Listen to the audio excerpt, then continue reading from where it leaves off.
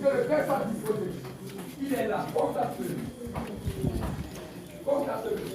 Que tout votre être soit rempli son esprit. Que tout votre être soit rempli son esprit. Contacte-le. Le Seigneur est là. Que tout votre être soit rempli son esprit. Que tout votre être soit rempli son esprit. Au nom de Jésus. Au nom de Jésus. Au nom de Jésus. Que tout votre être soit rempli son esprit. Votre esprit, votre corps soit appartenu au Seigneur Jésus. Que toi, être soit rempli son esprit. Au nom de Jésus de Nazareth. Au nom puissant du Seigneur Jésus. Au nom de Jésus. Au nom de Jésus. Le Seigneur est là, contactez-le. Que le cœur soit disposé. Il veut faire son tabernacle. Il veut entrer dans son temple. Il veut prendre possession de son temple. La Bible dit que nous sommes le temple du Saint-Esprit. Dieu veut prendre possession de son temple. Dieu veut prendre possession de son temple. Contactez-le. Que le cœur soit disposé. Que le cœur soit entièrement disposé. Contactez-le. Contactez-le. Au nom de Jésus. Au nom puissant du Seigneur Jésus. Au nom puissant du Seigneur Jésus.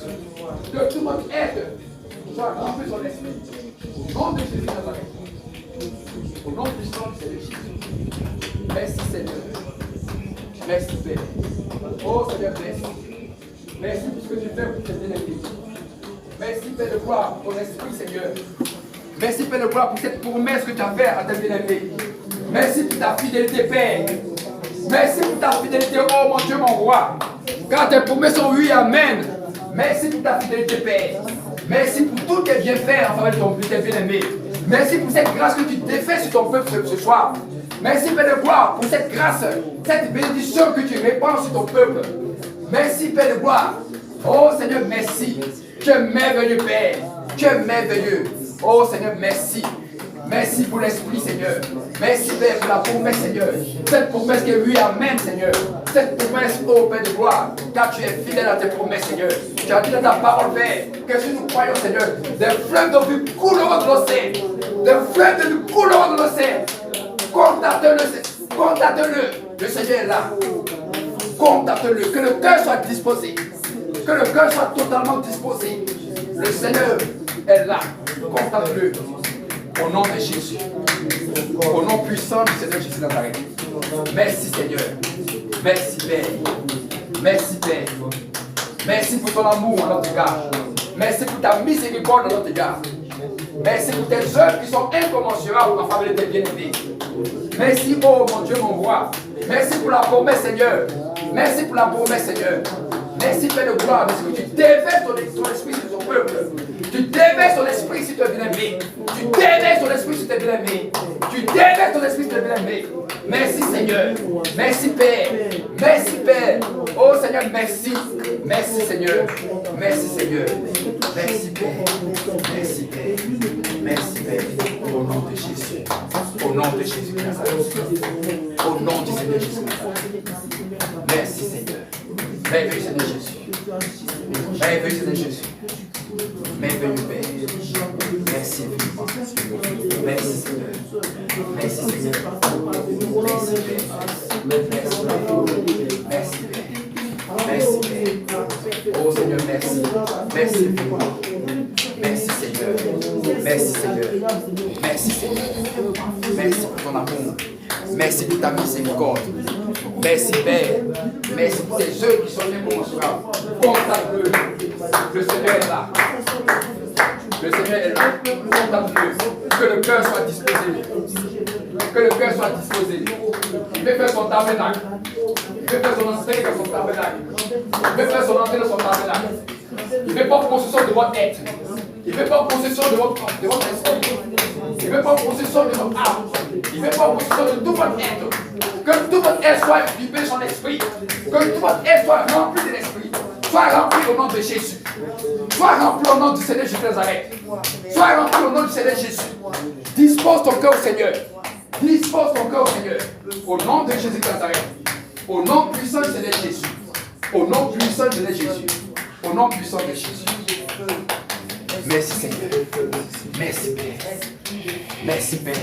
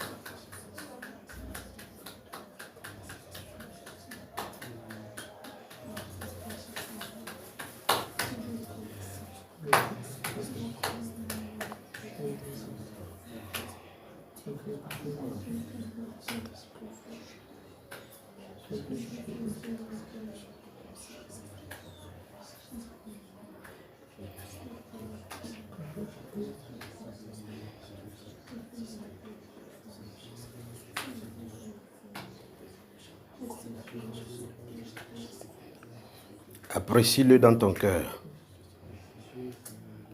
Plus de lui, moins de toi. Dans ton cœur. Que ton cœur parle plus que tes lèvres. Seigneur Jésus, nous avons beaucoup plus besoin de toi.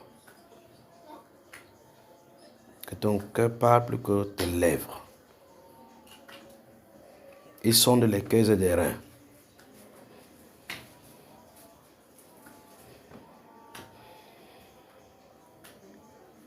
Il cherche tout ce dont le cœur est entier à lui. Père, merci pour ce moment merveilleux que tu mets au-devant de nous. Merci du roi des rois pour tes enfants ici présents. Tu connais les cœurs, Père. Tu connais les obstacles. Tu connais les chemins tortueux dans le cœur. Mais ta promesse subsiste à jamais. Et tu n'es pas un Dieu qui ment. Tu n'es pas un homme, Père de gloire, pour te repentir de ce que tu as déclaré devoir arriver. Tu veux, Père de gloire, bénir tes enfants de ta sainte présence, afin que, ô Père de gloire, ne soient plus ballottés à tout vent de doctrine. Seigneur, voici les cœurs qui sont à toi. C'est toi qui sondes les cœurs des reins. Et tu connais tous les plans que tu as formés sur nous, les projets de paix et non de malheur. Tu as dit, c'est afin de nous donner de l'avenir et de l'espérance. Tu as dit qu'on va t'invoquer, tu vas nous exaucer afin que nous partions et que nous marchions dans cette puissance du Saint-Esprit. Voici ton peuple au milieu de nous, ô Père, duquel tu te trouves. Merci pour ta présence en ces lieux. Merci, Père de gloire, pour ta présence. Merci pour ta très sainte présence au milieu de nous. Seigneur, donne-nous, Dieu de gloire, d'avoir la foi requise pour avoir part à cette promesse. Au nom de Jésus, merci pour ta lumière qui éclaire dans ces lieux, pour purifier nos cœurs et purifier les ténèbres. Merci pour la Côte d'Ivoire, merci pour Abidjan, merci pour le cœur, merci pour les foyers dans ces lieux. Merci, Père de gloire, pour ceux d'ici et d'ailleurs qui appartiennent et sont connectés d'une façon ou d'une autre à ce pays. Merci, Père de gloire, pour les grandes choses que tu as déclarées devant arriver sur cette nation. Merci, Père de gloire, pour les pères que tu transformes. Merci pour les mères que tu transformes. Pour les jeunes enfants et les jeunes filles que tu transformes. Sois exalté au-dessus de tout. Saint-Esprit, nous t'avons méconnu pendant des années. Et maintenant, tu veux utiliser tes enfants. Tu veux être, ô Père, notre ami, notre confident, notre défenseur, notre protecteur et notre guide. Nous sommes au-devant de toi et nous nous attendons à toi. Père de gloire, que ces membres soient soumis à toi. Au nom du Seigneur Jésus-Christ. Merci, Père de gloire. Merci. Veuillez vous lever, frère. Veuillez vous lever, vous asseyez. Veuillez vous lever. Que Dieu vous bénisse, que Dieu vous bénisse, que Dieu vous bénisse. Que Dieu vous bénisse. Asseyez-vous dans sa sainte présence. Que Dieu vous bénisse. Que Dieu vous bénisse. Que Dieu vous bénisse. Courage, d'accord? Je sais que la nuit et le sommeil veut avoir raison de vous. Mais cette nuit, ça ne se passera pas comme les autres nuits. Et vous ne rentrerez pas comme vous êtes venus.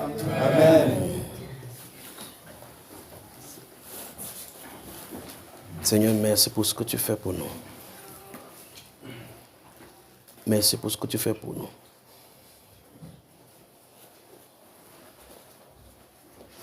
On a tout le temps pour travailler aujourd'hui, n'est-ce pas? Que Dieu vous bénisse. Vous avez la Bible avec vous? Prenez votre Bible.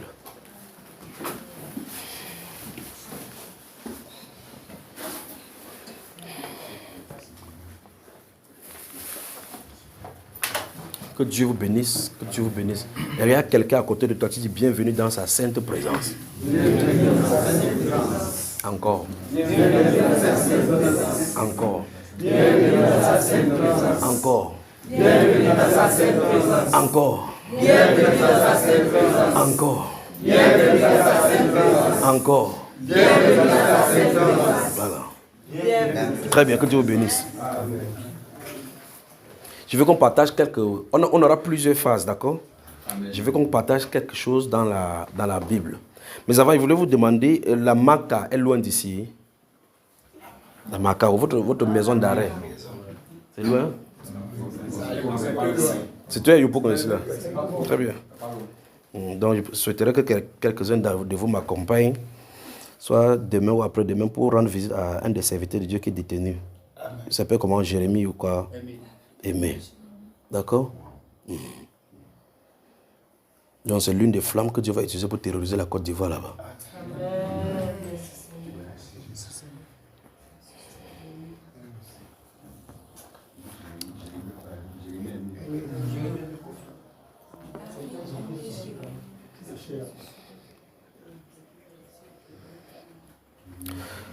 Le Saint-Esprit dit qu'on ne peut pas bâtir des trônes sur de l'injustice. Le sang ne doit pas être utilisé pour bâtir le trône. Mais cette nuit-ci, on va dégager les fondations qui détruisent la Côte d'Ivoire. Je vous le dis au nom de Jésus.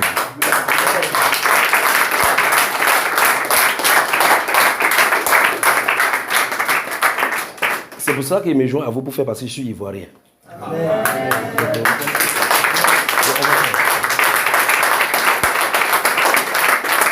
Alors, souvenez-vous, après la prière qu'on va faire ici, là, présentement, soyez-en sûrs à 100% que chacun de vous aura les attaques. D'accord? Vous aurez les attaques. Si vous savez que vous êtes faible, allez dehors, allez surveiller les chaussures. Parce que si vous participez à ceci, quand on va commencer là, les gens vont venir nous visiter maintenant. Et quand on va finir ça, et même vos familles seront visitées. Donc, si on finit cette prière cette nuit-ci, si vous n'êtes pas habitué aux prières de combat, ne croyez pas qu'on a de débat. Ce qu'on va commencer à faire tout à l'heure, là, ça c'est dans la deuxième phase ou la dernière phase. Ne pensez pas que c'est du jeu. Donc, si on commence à vous attaquer dans la famille, n'appelez pas que frère Junior, j'ai mal au ventre. Non, non, non, non, non, non. Donc, si ça vient, sachez que ça montre clairement que vous étiez en guerre. Parce qu'ils savent qu'on est ici, parce que c'est décrété. D'accord? Donc, celui qui a peur peut sortir. Tu sors, tu peux t'asseoir dehors, il n'y a pas de souci, tu entends comment ça se passe. Comme ça, demain, tu dis que tu n'étais pas là. Parce qu'on va secouer les fondations. D'accord? Si vous savez que vous êtes faible et que vous ne voudrez pas l'attaque, c'est pour ça que la première phase à faire, ça sera la protection. On va mettre les murs de protection tout autour de la famille d'abord. D'accord? Et deuxième phase, on va avancer en eau profonde pour dénicher tous ceux-là qui sont en train de faire. Parce qu'il y a des choses qui sont en train de parler contre ces pays-ci. Mais grâce soit rendue au Seigneur Jésus, c'est que le ciel de la Côte d'Ivoire est ouvert. Donc sur cette base, on peut travailler. Lorsqu'on va donc prier, donc, suivez très attentivement. Quand les ponts vont se renverser, des arbres vont frapper sur les voitures, quand les tonnerres vont marcher dans le pays, des pluies anomales vont arriver, sachez que nous avons vaincu ceux qui gouvernaient. Amen.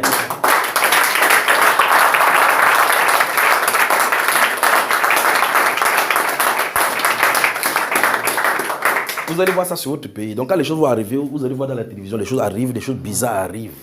Où le vent passe, enlève les arbres, ça frappe en route. Vous entendez particulièrement le pont, que le pont est cassé.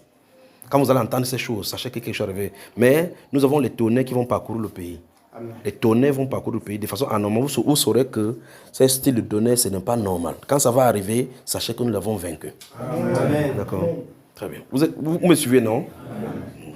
Ici, chez vous, on n'a pas besoin de jeunes pour renverser ceci. Il faut seulement être courageux. Il faut seulement être courageux parce qu'ils vont vous toucher.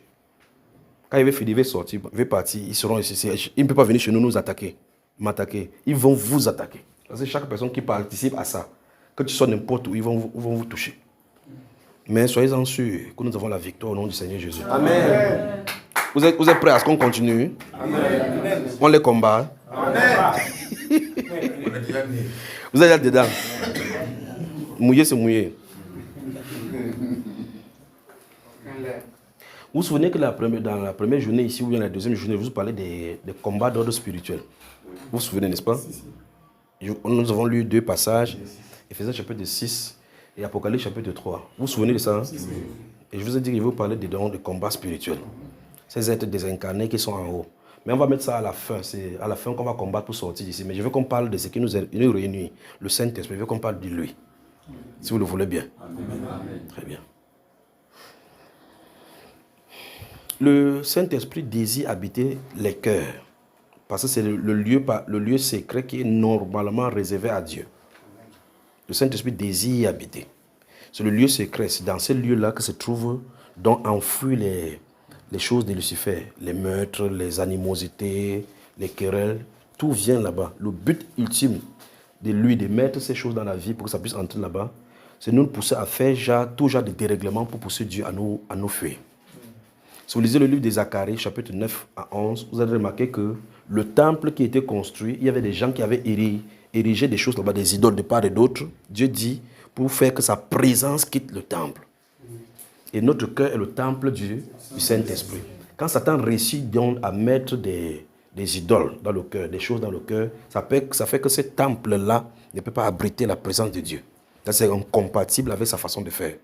Qu'est-ce qu'il faut faire? Il faut renverser ces choses-là tout autour.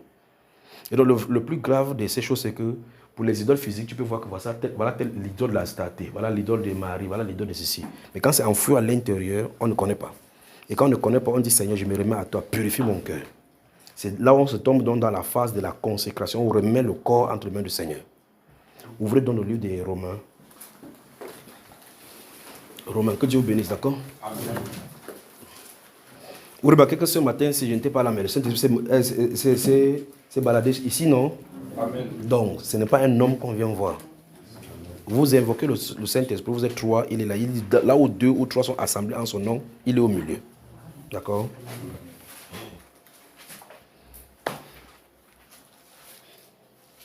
Vous êtes prêts? Très bien. Tu peux lire mon chat. Comme c'est petit là, tu peux voir. Allons-y à partir du verset 12. Romains chapitre 6. Romains 6, à partir du verset 12. Oui. Que le péché ne règne donc point dans votre corps mortel. Oui. Et n'obéissez pas à ses convoitises. Stoppons là-bas. Donc, on voit très bien que la source, ou bien le temple, ou bien l'endroit où le péché gouverne, c'est dans le corps mortel, c'est-à-dire que dans la chair.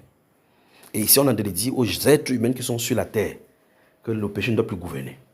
Si on le dit, ça suppose que l'être humain est capable de vivre hors de la domination du péché. Parce que voilà la vérité. Il dit que, c'est une instruction, que le péché ne règne, ne gouverne, ne domine pas sur votre corps mortel et n'obéissez pas. Voici le lieu où on appelle les gens sur la terre à désobéir. L'appel à la désobéissance des vies des péchés. Que le péché ne règne donc pas et n'obéissez pas à ses convoitises. Donc, le péché habitant est un être qui titille nos sens en nous propulsant des pensées, en nous propulsant des suggestions, nous propulsant des styles de vie que finalement nous adoptons croyant qu'en fin de compte c'est notre nature. Alors que notre nature réellement, telle que créée par Dieu, c'est une nature sainte. Mais des choses pernicieuses que nous commençons à combattre, que nous commençons à commettre, se trouvent être des choses que nous avons héritées, mais d'une façon ou d'une autre qu'on ne sait même pas que ça a été suggéré. Donc il y a quelqu'un qui est en train de suggérer un style de vie. Vous restez juste comme ça, vous êtes aigri. Vous avez de l'amertume, ce n'est pas normal, ce n'est pas dans la nature humaine. Parce que la nature humaine, c'est l'homme est fait à l'image de Dieu. Vous comprenez cela? Donc par nos styles de vie, le style de quartier où nous avons habité, le style de camaraderie où nous avons fait, l'éducation que nous avons reçue, les choses que nous avons vues à la télévision et ainsi de suite, influencent sur notre être. Et nous les absorbons au fur et à mesure où vous adopter un style de comportement. Vous allez voir les enfants qui sont dans les quartiers, remarquez que chaque personne à 15 ans commence à fumer parce qu'il a été contaminé par un style de vie. Tu demandes pourquoi tu fumes, il ne va pas te dire. Mais il a hérité ça par imitation. D'autres adoptent un style de cheveux, d'autres style vestimentaire parce qu'ils ont vu. Mais le lieu de stockage de toutes ces informations-là se trouve dans le cœur. Dieu va purifier ces cœurs-ci. Et quand Dieu purifie le cœur, il enlève tous ces désirs à l'intérieur, tu vis, tu ne peux pas rester comme ça et tes membres te poussent à vouloir le péché. L'antenne du péché dans le corps capte tout simplement les ondées de tout ce qui est ses attraits dans le monde. Vous restez, vous dites que j'ai envie de. Ça a capté l'antenne. Quelqu'un qui fume et qui a été capté par cette antenne-ci, lorsque c'est coupé, le fil est coupé à l'intérieur, il n'a plus le désir de fumer. Il va bien voir la cigarette, mais il n'y a plus quelqu'un à l'intérieur qui désire la cigarette. On dit donc que tu es affranchi du péché. Amen. Donc Dieu veut qu'on soit affranchi du péché. Et s'il a affranchi du péché, il ne peut pas laisser ton cœur comme ça, parce que ton cœur ne peut pas rester libre. Le cœur doit être habité par l'esprit pour permettre maintenant à ce qu'on vive sa vie. Donc, vous pouvez être dans une assemblée sans être converti. C'est-à-dire que cette transition-là, ce qu'on appelle le cordon ombilical qui est coupé, le prépuce, la circoncision du cœur, si ça n'a pas été opéré, tu es le tapioca qui est encore séché. Quand tu vas mettre dans l'eau, ça va prendre de l'ampleur. Il faut quoi concrètement? Il faut une nette coupure entre l'ancienne vie et la nouvelle. Ça, ce n'est que le Saint-Esprit qui peut le faire. L'être humain peut s'arranger à être bon, à faire l'effort d'être bon n'importe comment. Vous allez vous rendre compte que si vous commencez ça, Satan peut vous laisser, comme je parle souvent des degrés de liberté. Vous prenez une chèvre, vous attachez la corde à son cou, vous attachez le reste des cordes entre votre main. Vous pouvez vous amuser chaque fois de laisser un peu de... Quand la chèvre part, elle a comme l'impression qu'elle est libre. Jusqu'à ce qu'elle entende qu'il y a quelqu'un qui tient le bout de la corde. C'est ce que Satan fait chaque fois. Il te laisse, il te permet, tu fais 1 an, 2 ans, waouh, je suis chrétien. Un de ces jours, tu commets quelque chose que tu sais que tu ne peux pas commettre. Tu te rends compte que, mais qu'est-ce qui se passe? Même pendant le plein jeûne, tu es en train de jeûner, il vient te coucher la nuit en journée. Ta part de couche de nuit devient la couche de journée. Vous comprenez? Donc il y a quelque chose qui lui appartient à l'intérieur. Il faut donc que ces choses soient brisées. Parce que le corps est saint. Le corps, le temple du Saint-Esprit là, doit être saint. Donc, vous remarquez que c'est l'ennemi numéro 1, ici qu'on a de parler. L'ennemi numéro 1 n'est pas Satan, donc l'ennemi numéro 1 de l'être humain se trouve à l'intérieur. À l'extérieur, on peut bloquer Satan avec les artifices et les rouages de Dieu. Tu peux fuir Satan. Il dit, il n'y a pas de souci. Il a mis son gadget en toi. Jésus, notre Seigneur, dit, je m'en vais, le prince de ce monde, ça arrive. Il n'y a rien. Lui, il n'a rien à moi. Donc, il ne peut pas réclamer quelque chose. Il ne peut pas rester à distance, influencer quelque chose dans moi parce qu'il n'a pas mis son gadget là. Et il se tient là-bas devant les gens. Il dit, qui parmi vous me convaincra du péché? Vous comprenez, frère? C'est donc pour cela, dans Proverbe chapitre 4, verset 23, il dit, mon fils, garde ton cœur plus que toute autre chose, car c'est de lui que vient la source de la vie. Dans cette source-là, donc la source de la vie ne peut pas jaillir là-bas, la source de l'amour jaillit. Il faut un temps de nettoyage. C'est pour ça que, depuis des années, il dit, les gens ont besoin du Saint-Esprit. Les gens blaguent. Il dit, non, les gens qui ont créé enseigner que j'ai le Saint-Esprit. Ton cœur va te dire le contraire. Parce que tu crois, il y a une circoncision qui se passe à l'intérieur. On dit que tu marches en nouveauté de vie. Donc, quand tu expérimentes des réalités toujours anciennes, des réalités toujours anciennes, c'est le signe que quelque chose ne s'est pas passé. Tu es avec l'ancienne nature. Mais tu essaies de te convaincre que tu es dans l'ancienne, de la nouvelle nature, avec les convictions. Parce que quand tu ouvres la Bible, tu vas voir si quelqu'un est en Christ, il est une nouvelle créature. Ça ne change rien. Si Satan lit, il va voir la même chose.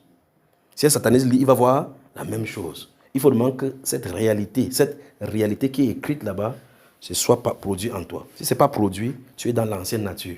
Et quand dans l'ancienne nature, on crée misérable qui je suis, qui me dérivera de ce corps de mort.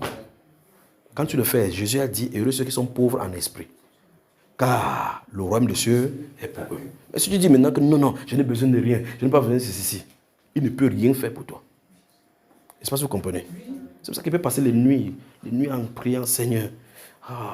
Mais il va faire quelque chose pour nous. Amen. D'accord, il va faire quelque chose pour nous. Il dit là que n'obéissez pas à ces convoitises. Donc, il dit, ça ne doit pas régner en nous. Le péché ne doit plus gouverner. C'est pour ça que je veux qu'on commence par cette phase-là. Pour qu'on trace une ligne. Parce que ce que Satan va faire en attaquant, il va regarder les endroits de vos vies qui sont ouverts. Vous me suivez? Amen. Si vous prenez le monsieur qu'on appelle Moïse, prenez celui qu'on appelle Jérémie. Vous prenez Gédéon.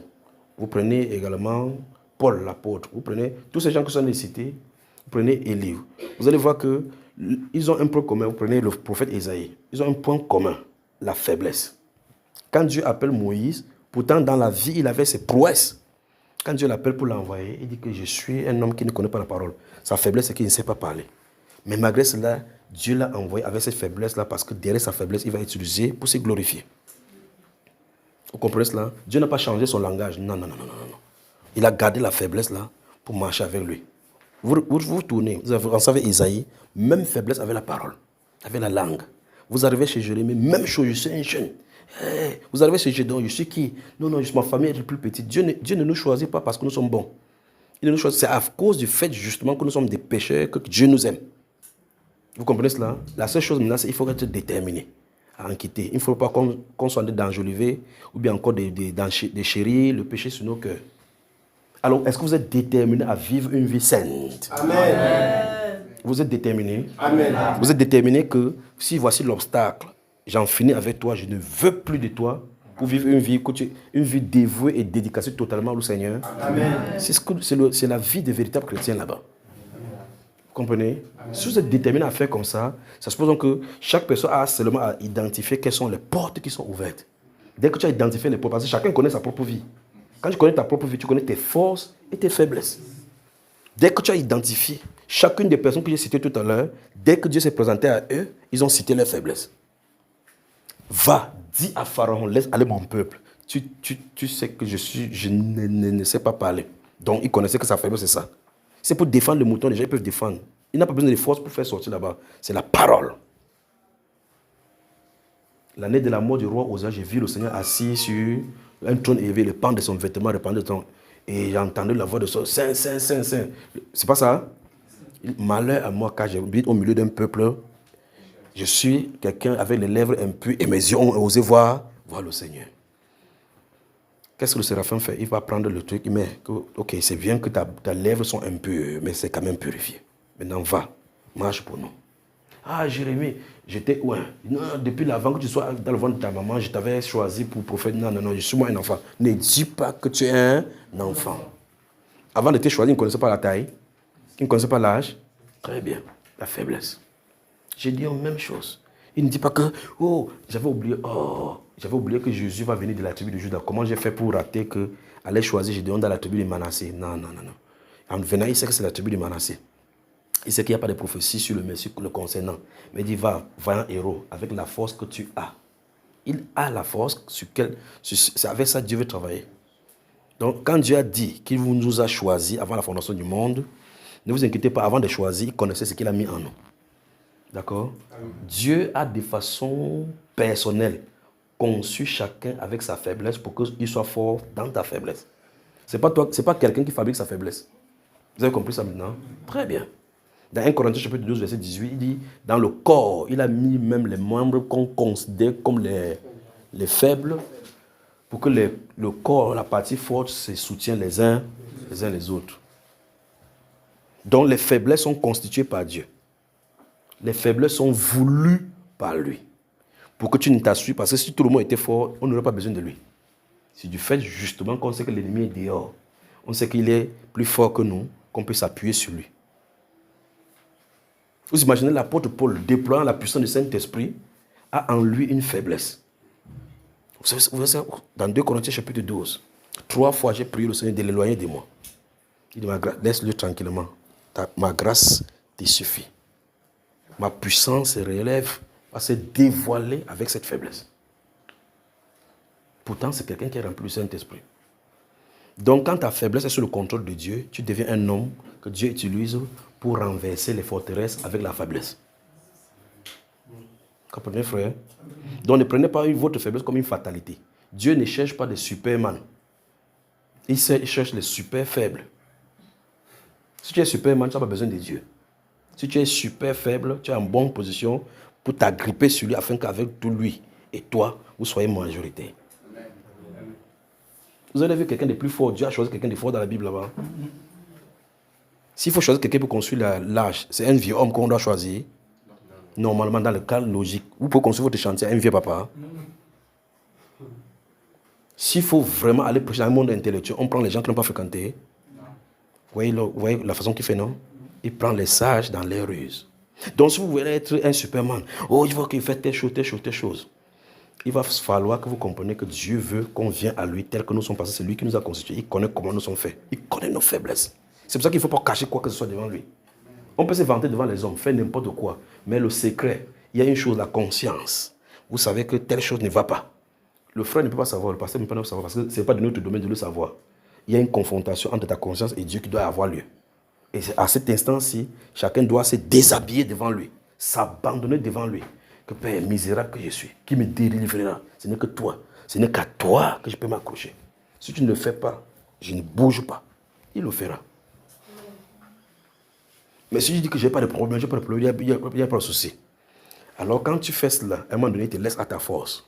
Comme tu as dit, tu es fort, avance. C'est là que tu vois que tu échoues lamentablement. Un de ces jours, tu vas revenir à la case départ. Que Seigneur, je n'ai plus rien sans toi. Vous me suivez, frère? Oui. Mon but, c'est qu'on ferme toutes les arrières, non seulement pour le combat, parce que le combat concernant le pays, c'est par rapport à l'accomplissement de quelque chose qui va arriver sur le pays. Le plus grave, c'est notre relation avec lui. Parce qu'après que on ne peut pas combattre pour le pays. Les choses vont arriver en Côte d'Ivoire. Les gens ne sauront pas que vous avez prié pour que ça arrive. Mais quand ça va arriver, quel est ton style de vie? Comment on va faire? Si Dieu te donne encore 50 ans sur la terre, est-ce que tu auras 50 ans de vie de péché ou bien tu vas aller de sanctification en sanctification? Amen. On a assez perdu le temps avec le diable. Amen. Il est temps qu'on trace la ligne pour marcher dans la lumière. Amen. Et plus on va avancer avec Dieu dans la lumière, plus il va déployer sa puissance. Amen. Le vrai problème qui fait que l'Église n'est pas puissante sur la terre, c'est que l'Église est en cohésion parfaite, avec les ténèbres. Et donc si Dieu, dans sa miséricorde, ne donne pas le temps pour qu'on puisse nettoyer, que mon peuple sorte du milieu de mettez-vous à l'écart. Les enfants de Corée, mettez-vous d'accord, ceux de Moïse, mettez-vous à l'écart pour qu'ils puissent frapper. C'est qu'il va frapper tout le monde. Comme il est miséricordieux, il ne frappe pas. Il envoie le message pour faire la séparation. Séparez-vous. Il nettoie maintenant, il peut maintenant frapper. Vous comprenez? Donc c'est pour ça que ces messages sortent pour mettre le peuple de Dieu à part, pour les rendre la puissance. Il n'y a pas deux puissances dans le monde entier, dans l'univers, comme la puissance octroyée à l'Église. Pensez-y. La puissance qui est disponible pour l'Église est plus forte que la bombe à hydrogène. La bombe d'Hiroshima, tout ce que vous pouvez constituer, toutes les bombes humaines. Vous pouvez imaginer que par la seule prière, quelqu'un peut rester à genoux, faire la seule prière, il bloque le soleil de fonctionner. Il bloque la pluie de tomber. Quelle bombe humaine pourra fabriquer la pluie pour que la pluie tombe sur la terre? Et ça, vous comprenez. Si on dit que la lumière du soleil ne sortira pas, ça ne sort pas, qu'est-ce qu'on va faire avec toutes les autres activités qu'on va faire sur la terre? Et un homme l'a fait dans la Bible pour le soleil, un homme l'a fait avec la pluie dans la Bible, pour montrer que ceux qui sont en acquaintance avec Dieu peuvent faire manifester la puissance de Dieu et changer le cours de l'humanité. Et c'est à l'Église qu'il a dit, je vous ai fait le don de pouvoir sur toute la puissance de l'ennemi. Alors, toute invention que l'ennemi peut faire, qu'on trouve glorieux et puissant, le plus simple enfant de Dieu qui est en acquaintance avec Dieu dépasse tout cela. Pensez-y maintenant. Et qu'en 26, maintenant, si l'Église est restée, c'est-à-dire que l'Église qui était tombée rentre dans la restauration de ses pleins pouvoirs. C'est pour ça que le monde des ténèbres ne dort pas, travaille particulièrement avec les pasteurs satanistes pour pervertir l'œuvre. C'est l'une des véritables gangrènes ici qu'on va devoir traiter contre cela maintenant. Les alliances avec Moloch, la franc-maçonnerie, les stèles qu'ils ont mis là partout, ils sont infiltrés partout. Toutes les strates de la société, ils ont bien fait. Il n'y a pas de souci. Cette nuit, c'est cette nuit. Amen. Alors donc, avant d'avancer dans les profondeurs, parce qu'il ne faut pas qu'on commence à dire, oh nom de Dieu, nom de Dieu, et puis il regarde comme ça, il regarde. Souvenez-vous, Satan, on dit, le diable rôde comme un lion rugissant, cherchant qui dévorer. Et si vous voyez les images de la savane, comme montre souvent dans la National Geographic, vous regardez la façon de lion de fonctionner dans la savane. Lorsqu'il veut, parce que les chrétiens sont un groupe de personnes, comme les groupes des antilopes et autres qui veulent traverser, comme les buffalo qui veulent traverser l'eau. Quand le lion vient, il sait qu'il ne peut pas attraper tout le grand groupe. Parce que les grands buffles peuvent lui faire du mal. Même en courant, on peut lui faire du mal. Il va dans la zèbre, il se tapit là dans l'ombre. Il observe. La Bible déclare, Satan rôde comme un lion rugissant, cherchant qui dévorait. Il regarde. Il regarde. Quand il voit ceux qui sont dodus, il dit, celui-là, on va te gérer plus tard. Celui-ci peut me causer des problèmes. Je ne veux pas qu'il me sauve. Alors, qu'est-ce qu'il regarde? Il regarde, 1, ceux qui sont faibles. 2, chétifs. 3, malades. Et là, il fait sa cible. Il calcule. Il garde l'énergie. Il s'approche doucement. Vous voyez ça dans les herbes? Il s'approche doucement pour être sûr que quand il va frapper, sa frappe sera chirurgicale. C'est donc pour cela qu'on doit être vigilant, veiller et prier. Donc quand la Bible déclare que Satan gloire comme un lion cherchant qui dévorer, il faut qu'on regarde ce qu'il peut faire, donc qu'on soit faible, qu'on soit chétif, nonchalant dans nos marches, parce que c'est ce qu'il vient de dire pour le cas des animaux. Donc, alors, qu'est-ce qui peut faire la nonchalance dans la vie chrétienne? Si tu ne pries pas, on t'a déjà mangé. C'est que tu as une nourriture délicieuse. Peut-être c'est chez toi qui dors avant d'aller faire autre opération. La prière, c'est la seule respiration qui permet de mettre terre et ciel au bon endroit. Et ce n'est fait que par les chrétiens. Quand un chrétien prie, l'endroit où il prie, il fait descendre la volonté de Dieu sur ces lieux. Vous imaginez que dans tout l'univers, la dimension céleste et la dimension terrestre est contactée uniquement par la prière. Elle nous donne la clé d'accès. Je vous ai donné le pouvoir. Priez au nom de Jésus. Je ne vous dis pas que le Père vous connaît. Et tout ce que vous demandez à mon nom, il le ferait. Quand vous priez, dites que la volonté de Dieu soit faite sur la terre. Donc le chrétien se met, Père, je veux que la Côte d'Ivoire vienne comme tu as voulu. Il dit, ah bon, oui, on se ouvre le livre de la Côte d'Ivoire, descendez. Donc vous faudra faire changer le cours de l'histoire. Et Dieu attend que c'est nous qui faisons. Quand vous priez, dites, notre Père qui est aux cieux, donc je vous ai conscient qu'il est là-bas. Que ton nom soit sanctifié, que ton règne vienne. Donc, par la prière, on fait venir la volonté de Dieu. Si tu ne pries pas, qu'est-ce que tu as de faire, frère? S'il n'y a pas la volonté de Dieu quelque part, il y a quelle volonté? Regarde, quelqu'un dit, si tu ne pries pas, tu es un bon collaborateur de Lucifer.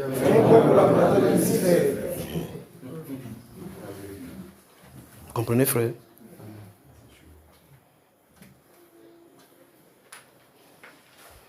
Donc, gardez seulement la flamme après ceci, que vous restez vous dans la prière, Le temps qu'on a perdu pour les discussions de doctrine, ça a changé quoi? Rien.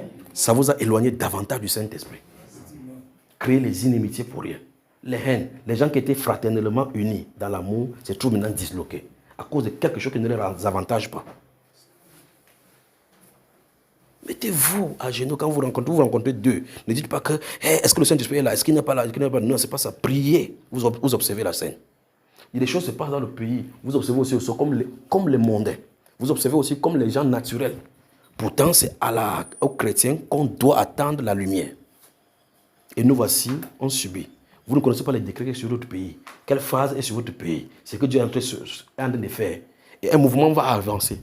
Les vases vont aller, les gens commencent à mourir. Vous allez dire, qu'est-ce qui se passe? Et c'est là où on commence à dire, oh Seigneur, aide-nous.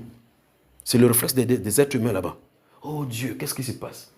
Seigneur, aide-nous, aide ton peuple. Quand c'est sur Internet, on dit que quelque chose d'arriver, quelqu'un dit que Seigneur, miséricorde, je décrète que ça ne doit pas arriver. On croit qu'on décrète ça comme ça. Le Seigneur n'a pas besoin d'une grande assemblée pour le faire. Daniel seul a intercédé, il a changé le cours de l'histoire. C'est pas ça, frère? Donc ne cherchez pas les noms. Moi jamais, je ne cherche pas des grands noms. Vous venez 2, 3, on se met à genoux, on prie. Parce qu'il a dit là où 2 ou 3 sont unis, l'assemblée là est constituée et complète pour Dieu. Parce qu'avec Dieu, nous sommes majoritaires. La seule chose à faire, c'est est-ce que Dieu est dans votre clan? S'il est dans votre clan, ça règle le problème. Quand il y a 50 personnes, 60 personnes, ça commence à prendre le problème. Il y a des sorciers là-bas qu'il faut résoudre. Des gens qu'il faut délivrer. Des gens qui ont le mal de bas-ventre. Ils vont nous déconcentrer. Prions que Dieu prenne le contrôle de l'église. D'accord? Qu'il revienne avec ses dons au milieu de l'église. Quand il va venir, les gens que vous pensez qu'on le pasteur de là, vous allez confirmer vraiment qu'on était dans les ténèbres. Alors il faut que toi et moi, on paye le prix pour que le Saint-Esprit prenne le contrôle de l'église. Parce que c'est son église à lui. Pour que les hommes n'utilisent plus l'église comme le lieu de refuge pour l'iniquité. Pour faire des choses bizarres des ténèbres. C'est maintenant le lieu où les choses les plus macabres se trouvent au milieu de l'église.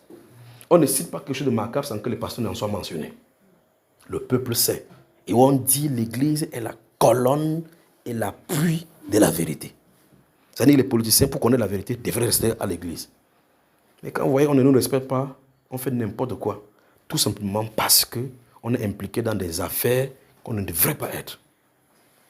Prenez un chrétien véritablement rempli de sainteté, quelqu'un vient faire des bêtises qui sont faites à Jérémie là. Vous allez voir de quoi il est question.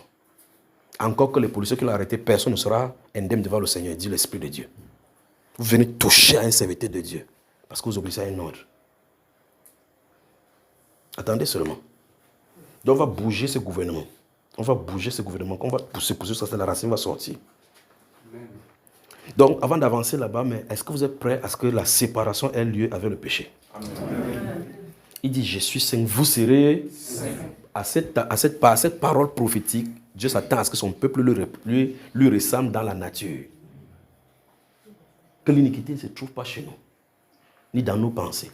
Quand vous restez tranquille, vous restez calme comme vous êtes calme comme ça là, essayez de passer au crible vos cœurs par méditation. Qu'est-ce qui pèse plus? Qu'est-ce qui passe beaucoup plus en toi? Les pensées impures. Si c'est les pensées impures, il va falloir qu'on traite avec ton cœur. Donc on a tout le temps cette nuit ici pour travailler. Et donc, si tu sais que tu expérimentes, tu as du mal à méditer les choses de Dieu, tu ne peux pas passer le cœur fermé. Tu médites plutôt les choses de Dieu, mais tu médites les choses que tu ne dois pas méditer. C'est la preuve que quelque chose ne va pas en toi. Il faut résoudre ces problèmes. Si tu ne résous pas maintenant, tu réveilles à plus tard, Satan va dire, on a dit le secret au gars ici. Il va enfuir encore davantage de choses pour te bloquer. Et pour le faire, ce n'est pas difficile. Il suffit qu'il augmente le degré de travail. Beaucoup de besoins encore dans ta famille. Tu vois maintenant que tu vas être occupé à faire quelque chose d'autre sans l'essentiel. Beaucoup d'entre nous, comme ça, le vrai problème n'est même pas le péché. Parce que le péché attend juste qu'on vienne lui dire clairement que tu as été vaincu à la croix et que son problème est réglé. Beaucoup, leur vrai problème, c'est les activités que Satan les a enchaînées avec. Donc, finalement, il ne trouve pas le temps pour dire ça à Dieu. Que Seigneur, règle mon problème avec le péché. Par conséquent, les activités l'ont enchaîné.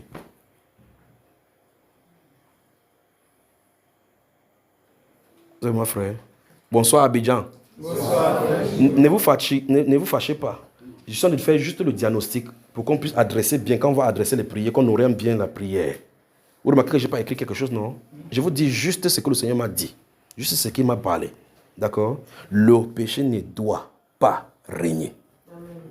Celui qui doit régner, c'est le Saint-Esprit. Il est le maître qui doit nous conduire. Il doit conduire dans toute la vérité. Les chrétiens de la Bible, le style de vie de la Bible contraste avec notre confession. Ça contraste drastiquement. Le style de vie que ceux-ci, vous remarquez que ce sont les êtres humains comme nous, comme vous et moi, qui vivaient avec le Seigneur Jésus. Après le Seigneur Jésus, c'est eux qui vivaient. Ils ont vu le Saint-Esprit. Leur style de vie a drastiquement changé. Ils avaient les mêmes problèmes sociaux comme nous avons aujourd'hui. Parce que chaque époque a ses propres problèmes. Nous avons les problèmes développés parce que tous les esprits d'avant sont retournés maintenant. Et Dieu veut manifester sa puissance 7 fois plus qu'eux. Parce qu'il sait que la confrontation sera dure. Il cherche juste les cœurs disposés. Ceux qui sont prêts à abandonner les biens terrestres. Ceux qui sont prêts à enlever les yeux du monde. Ceux qui sont prêts à subir les calomnies, les railleries de la part de la famille, de la part de ses compatriotes pour servir, les dévouer. Imaginez dans la région musulmane comment quelqu'un peut prendre, accepter qu'on lui mette la bombe sur le corps. Il part quelque part, il y a des gens, on dit qu'il cherche là, il y a le maximum de personnes. Donne-toi la mort, boum, tu meurs, tu entres au paradis. Le sacrifice suprême. Le chrétien, 3 jours. Frère Junior, mon mal d'estomac encore engagé, comment je continue ou j'arrête. 3 jours. Lui, il ne doit même pas mourir. Ça fait seulement mal. Quand cette personne part, elle fait boum. C'est vous qui allez parler à Al Jazeera, à CNN. Lui, il ne sera plus là. Mais ici, c'est quelqu'un qui va juste mettre ses genoux par terre comme ça. Rester comme ça là. 3 jours. Père, que ces choses n'arrivent pas. Oh, on va voter. Oh, il y a les homosexuels déjà à Abidjan. Ils sont pleins partout. Regarde là-bas à Makoré, à zone 4, ils sont pleins là-bas. Tu te plains exactement comme les politiciens aussi se plaignent. En de temps, c'est toi qui es la lumière du monde. La lumière du monde commente aussi ce que les autres commandent. Ils n'ont pas de solution. Ils n'ont pas de solutions. Comme le ciel est ouvert, comme c'est ouvert pour tout le monde, il n'y a pas d'intercession, il n'y a pas d'équipe d'intercession, il n'y a pas des anges qui sont là pour combattre ces esprits-là. L'esprit d'homosexualité inspire ces gens. Ils sont bien placés. Ils font davantage de mal. Ils font les homosexualités pour envoyer le mal sur le pays. Personne n'intercède. Dieu dit, il regarde dans le pays pour voir qu'il y a un homme qui intercède, qui se tient à la brèche. Alors si tu ne fais pas ça, avec 3 jours à genoux, je ne dis pas seulement que c'est seulement 3 jours, ça peut être 4, 7, Le point que j'en ai dit, c'est regardez combien dans la fausse religion, les gens sont prêts à se sacrifier pour une divinité qui va les conduire en enfer. Et ceux qui ont le ciel ne peuvent pas se sacrifier. Oh, Dieu ne veut pas que quelqu'un se tue. Il veut juste qu'on laisse qu'il puisse utiliser ce corps-ci afin que le corps soit accessible à lui, qu'il l'utilise à tout moment. C'est tout ce que Dieu veut. Dieu ne veut pas qu'on verse du sang pour lui. Non, non, non. Est-ce que vous êtes prêts donc pour payer le prix? Vous dites Amen là maintenant. Hein. Je veux que vous me regardez maintenant bien. En mai, je serai ici, au nom de Jésus. Amen. Ah, ne courez pas encore vos vies, n'applaudissez pas. Le moment où je vais venir là, là on va prier, personne ne sort. Le nombre de jours que je vais mettre là-bas, dès que j'arrive, j'atterris là-bas. Si quelqu'un entre d'abord, ne vient pas me saluer par courtoisie. Ça n'aide pas le royaume. D'accord? Il faut qu'on nage pour que ça change. Donc si tu viens, tu mets le pied, on sait que frère Junior, dès que on ferme la porte, personne ne sort jusqu'à ce qu'on fasse ce qu'on va faire là-bas. Vous êtes d'accord? Sinon, vous ne venez pas me saluer. Vous allez rester à écouter Bamba Eba, ce qui se passe là-bas. Vous allez pas derrière, vous écoutez, vous dites, qu'est-ce qui se passe Bamba Eba? Lui, là, c'est grave d'être. Parce qu'on ne peut pas laisser les choses continuer comme ça. Il y a un moment où il faut faire un stop pour dire, ça passe ou ça casse. Alors dans ces cas, il faut qu'on s'enferme. Vous imaginez que vous sortez pour aller pour votre pain quotidien. Un de ces jours, un décret va sortir, les choses vont changer, vous ne pourrez pas faire ça. En ce moment-là, vous serez en train de dire, Seigneur, aide-nous, alors que c'est ce qu'on devait faire en amont. Il faut préparer parce que les temps difficiles arrivent. C'est ceux qui auront été oints par l'esprit qui pourront tenir. Ne regardez pas, ne vivez pas leur vie comme le monde naturel. Comme les gens qui viennent sur la terre, ils vivent, ils passent. Dieu n'a pas créé les chrétiens comme ça. On est des êtres surnaturels, venant d'un royaume surnaturel. Pour vivre une vie surnaturelle, aller dans le surnaturel. Vous ne pouvez pas sortir, vous êtes surnaturel, vous venez vivre une vie naturelle, vous pensez que vous allez aller dans le surnaturel. Alors, en mai, quand on vient ici, on vient, on s'enferme. Vous êtes d'accord? Préparez-vous donc, en conséquence. On sort là-bas raffiné. Sachez que quand on met l'or dans le feu qui est sale, le but de rester là-bas, c'est que la chaleur là le chauffe bien pour que ça sorte là-bas raffiné et que les impuretés sortent. Il faut qu'on soit armé comme ça. On se met à genoux quand on prie. On va prier là. On est limité par le temps parce que quelqu'un va dire qu'à 7 heures, il va falloir que je sois dans mon travail. Pas vrai? Et s'il y avait les grèves dehors, tu partirais? Jamais. Vous devez réfléchir. Mais regardez, Daniel dans les Saintes Écritures, Daniel travaillait vraiment. Mais sa constance dans la prière et la présence devant le Seigneur n'obstruait en rien son travail. Je ne suis pas dit que vous allez laisser votre travail pour faire cela. C'est la constance. Quand c'est calme à Abidjan, vous voyez comment c'est calme, non? Vous marchez partout. Et puis je suis sur le lieu de prier, j'entends. Il dit, Seigneur, ce n'est pas le calme, ça sort d'où? Il dit, ce calme, c'est apparent. Donc vous êtes comme ça, oh non, Abidjan est bon, c'est calme au pays. Mais vous ne savez pas qu'il y a quelque chose qui vient de se préparer. Mais quand ça va commencer, c'est là où les gens vont commencer. Vous entendez dans les églises, prions pour la Côte d'Ivoire. On ne prie pas quand il y a la guerre. On prie avant que la guerre n'arrive. Amen. Parce que les guerres sont savamment préparées dans les ténèbres.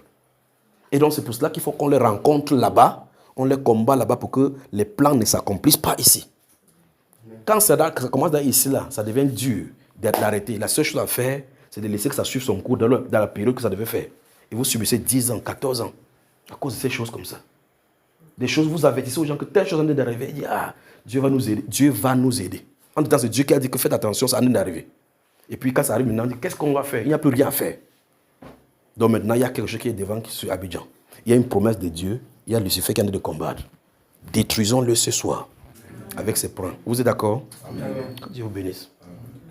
Alors donc, vous m'invitez ici. Je viens encore en mai ou je ne viens pas?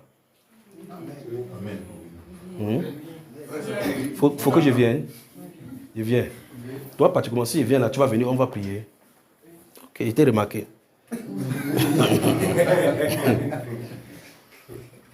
Ce qu'il faut faire, c'est... Je veux que vous ayez ce principe-ci dans la tête maintenant. Les chrétiens du dernier temps sont des combattants. Ce ne sont pas des alleurs à l'église. Vous avez compris? Ce sont des combattants. Ce ne sont pas des alleurs à l'église. Que j'étais au culte dimanche. Qu'est-ce que s'est passé? On a prêché bien. La prédication était bien. Les chrétiens du dernier temps tuent, détruisent, abattent, restaurent, ordonnent, gouvernent. D'accord, frère? Il dit tu. Vous m'avez bien compris, non? T-U-E-R. Il faut tuer. Quelqu'un a une objection? Ne faites pas comme ça, ils sont vous murmurez. Vous avez une objection ici. Tu disais quoi, mon frère? Oui, on doit tuer. On tue les gens qui nous dérangent. Personne ne te dérange.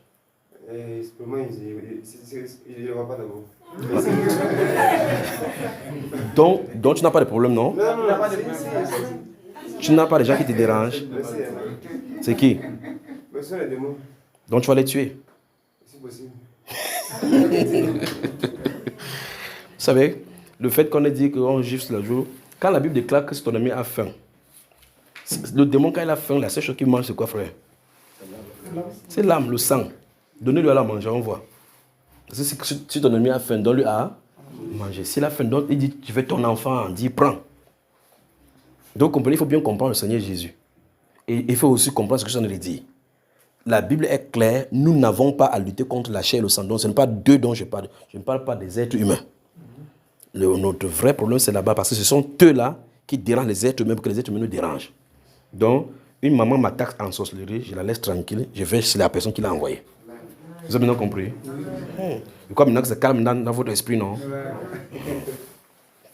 Mais le vrai problème, c'est que dans la guerre, il y a les dégâts collatéraux.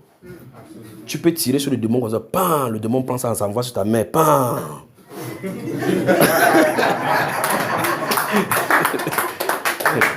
C'est ça, non? Parce qu'il est tellement lié avec ta main que il a dit que c'est moi qui envoie ta main. Donc, pourtant, tu envoies le feu plutôt sur le démon, ça a pris plutôt ta main. Tu reviens le matin, tu vois que c'est ta main qui est morte. Pourtant, tu n'as pas dit que j'ai tué ma main. Tu t'en es taillé la personne qui a dit de gouverner sur ta main. On appelle ça les dégâts collatéraux. C'est pour ça que dans la Bible, c'était écrit dans l'Ancien Testament qu'on ne laissera pas vivre la magicienne. Parce que son être était gouverné par Satan. Et là-bas, il n'avait pas de puissance pour délivrer. Vous comprenez? Il n'avait pas de... Quand l'esprit prenait quelqu'un en charge, personne ne pouvait plus l'enlever. La seule chose à faire, c'est pour empêcher l'esprit de faire. Parce que le temps que l'esprit cherche encore quelqu'un pour entrer, on tue la personne en même temps. Donc, normalement, on devait arrêter tous les gens qui touchent les esprits. On les zigoue. Ça va calmer un instant. Le temps que quelqu'un commet un péché, pour que le démon entre encore, qu'on a quand même déjà calmé, on peut. Tu suis ça, frère? Donc, les chrétiens du dernier temps sont des combattants. Et donc, pour aller combattre, il faut donc que tu vérifies que tes arrières sont bien fermées. C'est le point que je veux d'abord assurer avant qu'on avance. Les seules choses qui peuvent les faire entrer, c'est le péché. Parce que les péchés leur donnent le droit dans notre vie. Et donc, il faut donc vérifier que ce qui est censé leur donner le droit ne gouverne pas sur nous. On est d'accord? Et donc, dans ce livre-ci, on va dire cette injonction, puis on va donner l'itinéraire, comment faire pour ne pas le faire. Allons-y, mon frère. Verset 13. Ne livrez pas vos membres au péché. Stoppons là-bas. Vous avez suivi? On dit, c'est une injonction encore. Ne livrez pas vos membres. Les membres, c'est quoi? Qu'est-ce que vous comprenez par membre? Non, moi, ce que je comprends par membre, normalement, c'est tout ça sous les membres. Très bien. Donc, on dit donc que ça, en réalité, tu ne dois plus les laisser pour le péché.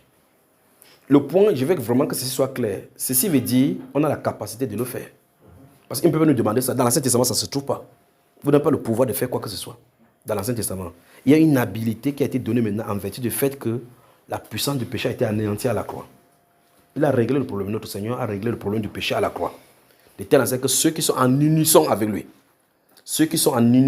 lui, ont la puissance émanant de lui pour marcher hors du péché. Vous comprenez? Très bien. Maintenant, gardez le doigt là-bas. Ouvrez le livre de 1 Corinthiens au chapitre 6. Les combattants. C'est un combattant qui dort déjà. Vous voyez que si vous avez un sentinelle qui dort, c'est que c'est fini avec le camp d'entraînement.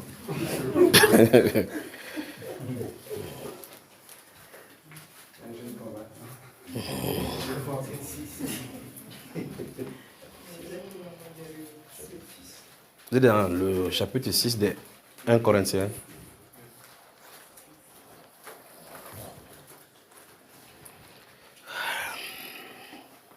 Tout le monde y est?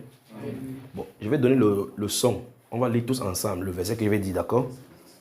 Regardez le verset 13. 1, 2, 3, c'est parti. Les aliments sont pour le ventre et le ventre pour les aliments. Et Dieu détruira l'un comme les autres. Mais le corps n'est pas pour l'impudicité, il est pour le Seigneur. Et le Seigneur pour le corps. Amen. Amen. Vous avez vu la vérité qui est là? Le corps n'est pas pour. C'est clair, non? Le corps n'est pas pour l'impudicité. Il est pour le Seigneur.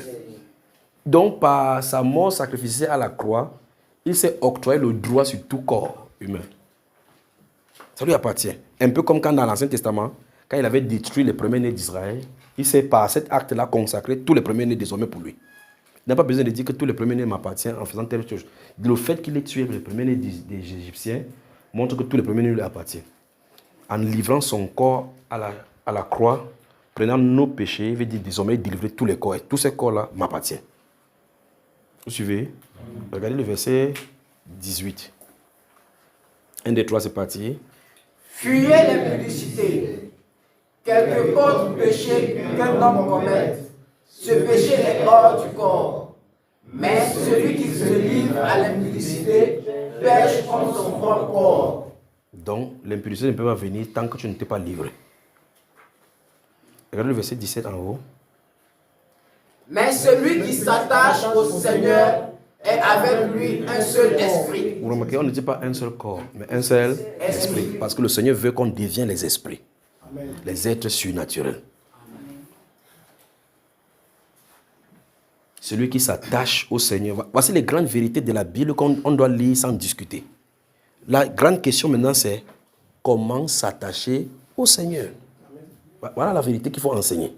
3 heures, 4 jours ne suffiront pas seulement pour détacher cela. Parce que voici la vérité, voici là où le chrétien devait s'arrêter et commencer à méditer. Parce que le but ici, on met plus haut, on dit, car est-il dit, les deux deviendront une seule chair. Celui qui s'attache à la prostituée avec elle, un seul corps. Mais celui qui s'attache au Seigneur avec lui, un seul esprit. Donc, fuyez l'impudicité, n'allez pas ici, allez ici. Voici les vérités, voici la direction du chrétien. Il va rester là, commencer à discuter les doctrines. Que Judas a été mort par Pandozo, c'était vraiment sur la croix, ou c'était sur la colline, ou sur la machine. Et si tu trouves ça, ça fait quoi? Comprenez? Que non, là-bas on a dit qu'il s'est pendu. Là-bas on a dit que c'était sur le bois. Que Christ est mort sur le bois, ou bien s'il est mort sur la croix. Il est mort ou il n'est pas mort? Frère, tu as vu, j'avais raison, non? Oui, ok, tu as raison. Et puis voici la vérité. C'est lui qui s'attache au Seigneur. Maintenant, arrête encore. Frère, tu es attaché au Seigneur. Il faut répondre à ces questions. Si tu dis oui, il faut qu'on voit que tu es le même esprit. Parce que là, tu ne peux pas mentir. Celui qui s'attache au Seigneur est avec lui. Un seul esprit. Ça veut dire que vous êtes dans l'intimité. Le Seigneur peut parler à ton esprit. Et donc, mes brebis entendent ma voix. Alors la question c'est comment s'attacher au Seigneur. Voilà les grandes vérités de la Bible où on devait se concentrer. Ça doit savoir dans l'intimité. Vous imaginez que vous êtes dans une maison avec un enfant. Il sort le matin, il va à l'école, il ne dit rien. Il vient seulement, dès qu'il vient devant toi, il fait tu mets l'argent, il prend, il va fréquenter. Quand il n'y a pas le cahier, il fait il prend le cahier. Vous-même, vous allez vous en sortir avec cet enfant. Un de ces jours, vous allez dire que comme tu es grand, sors de ma maison. Pas vrai? C'est ce que nous faisons avec le Seigneur. Le Seigneur nous fait sortir du ventre. Le jour, il croit que c'est ici, il parlait des spermatozoïdes avec les fécondations. C'est lui qui choisit que c'est toi qui devais venir. Donc celui qui a l'ordre, il a tout un destin, tout un plan qu'il a programmé pour nous. Quand tu sors, tu es petit. Le jour que tu sors, c'est par grâce que tu sors. Parce que même le jour, en sortant dans les entrailles de ta maman, tu peux mourir, tu peux étouffer. Il fait tout, il met les conditions pour que tu sortes. Quand tu sors, il fait que le lait soit là pour te guérir. Tu grandis. Un de ceux tu es conscient, maintenant tu commences à dire que non, il faut que je passe chez Marou pour me protéger. C'est pas la sorcellerie, ça. Pensez-y là maintenant, réfléchissez, vous voyez que l'être humain a des problèmes. Donc, c'est le marabout qui t'a fait venir. Quand tu étais le ventre, si tu voulais faire quelque chose, il pouvait faire quelque chose. Regarde, quelqu'un dit arrête la sorcellerie. Donc, ça veut dire que Dieu te prépare. Le jour où c'est quand tu es conscient maintenant qu'il y a les sorciers à côté de toi. Quand tu étais devant, il n'y a pas de sorciers. Les esprits viennent de commencer quand tu es né. Les esprits ont toujours été là. Et maintenant, quand tu es conscient des démons, Il faut que je puisse voir M. Diallo pour qu'il me protège, me donne des médicaments pour que je me protège. Donc tu es conscient maintenant qu'il y a les démons. Donc c'est le jour là que les démons sont sur la terre. Quand tu marches partout, ils ne te voient pas. Vous voyez comment l'être humain est. Et à partir de cet instant, on commence à s'éloigner de Dieu. Il faut maintenant que le message de la repentance veut que retourner à Dieu. Retournez à Dieu. Ne vous confiez pas entre les mains d'un homme dans la bouche duquel il n'y a qu'un souffle. Tu parles, je ne peux pas dire allô. Donc quand il donne médicaments, ça marche, tu parles.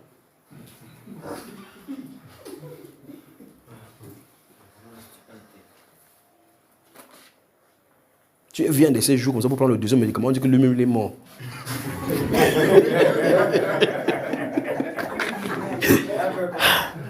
Tu restes comme ça, tu dis que ouais, papa Diallo. Ouais, papa Diallo qui est mort. Il t'a fait hériter de ce reste de démons. Il est parti. Tu fais comment maintenant? Tu commences à chercher maintenant les substituts maintenant de démons. Ça ne va pas, tu pars chez le prêtre catholique. On a des problèmes, frère. On a des problèmes. J'ai fait toutes ces choses-ci, c'est amusant, mais il veut attirer la conscience. Que le Créateur te connaît. C'est lui qui dit dans la Bible, je connais les projets que j'ai formés sur toi. Il a formé un projet sur toi. La chose à faire, c'est quand tu es conscient que tu es maintenant grand, tu dis, Père, merci pour la bonté, ta bonté. Tu m'as gardé. Le jour où tu es né, quelqu'un est mort. Quand tu as grandi, quelqu'un est mort. Là où tu te trouves, pendant que tu en parles, les gens sont morts. Toi, tu es vivant. Seigneur, merci pour ta protection. Je sais que tu n'en as pas fini avec moi. Que dois-je faire pour te plaire? Voilà l'être humain qui a trouvé ce pourquoi il est sur la terre. C'est pour ça qu'il était étonné dans la Bible. Quand vous lisez le psaume 14, il dit que tous sont pervertis. Aucun ne cherche Dieu. Vous avez lu ça, frère? Il n'y en a pas un seul qui fait du bien. Pas même un seul. Chacun court seulement. Il court seulement dans cette direction. Court seulement dans cette direction. Et ne sait, quand il est trop intelligent, il commence à prendre la statuette. Il dit, Maman Marie, Maman Marie. Maman Marie. C'est la statuette qui parle. Il a acheté ça quelque part. Il a acheté Maman Marie. Bêtise, vraiment. Prenez le temps, c'est pas moi qui dis, c'est Dieu qui dit. Lui, lisez Isaïe 48 et 49. Il dit qu'il prend une moitié, il fait le feu. Il prend une autre moitié, il fait les idoles. Il s'assoit à côté du feu, il mange avec l'autre moitié. Il dit, sauve-moi, sauve-moi. Il ne réfléchit pas qu'une moitié avait été coupée pour faire le bois. Il parle au bois. Dieu nous appelle seulement à réfléchir. Alors pensez que votre venue sur la terre a été une sélection du Seigneur. Si c'est une sélection du Seigneur, c'est une grâce que tu sois sur la terre. Amen. Et donc quand tu es sur la terre, tu dois compter sur lui. Tout ce sur quoi nous nous appuyons pour nous protéger, Bon, le jour où la mort vient, et là, Jésus dit que si par nos soucis et quoi que ce soit, on ne peut pas ajouter une coudée à notre vie. Dans ce cas, tu te bats donc pourquoi? Alors, le but, c'est s'attacher au Seigneur. Donc, s'attacher au Seigneur implique totalement l'intimité. Quand quelqu'un est attaché à le Seigneur, quand il y a des difficultés sur le plan physique, le Seigneur l'a préparé en avance. Regardez tous ceux qui sont dans la Bible. Regardez le cas de Corneille. Prenez Corneille et Daniel. Ils vont vous parler de ce que ça veut dire s'attacher au Seigneur. S'attacher au Seigneur au point où, quand on sort un décret qui est unique, tu continues toujours ta relation avec le Seigneur. Parce que tu sais en qui tu as cru. Maintenant, si les policiers qui ont arrêté David et Mela viennent, c'est que peut-être celle qui est là-bas va savoir que ne va oublier que nous sommes au 3e étage. Elle va sauter, arriver là-bas en bas sans se faire mal. Pour disparaître de la circulation. Petit, on dit que tu étais dans la réunion, on dit que non, je suis venu rendre visite à un voisin.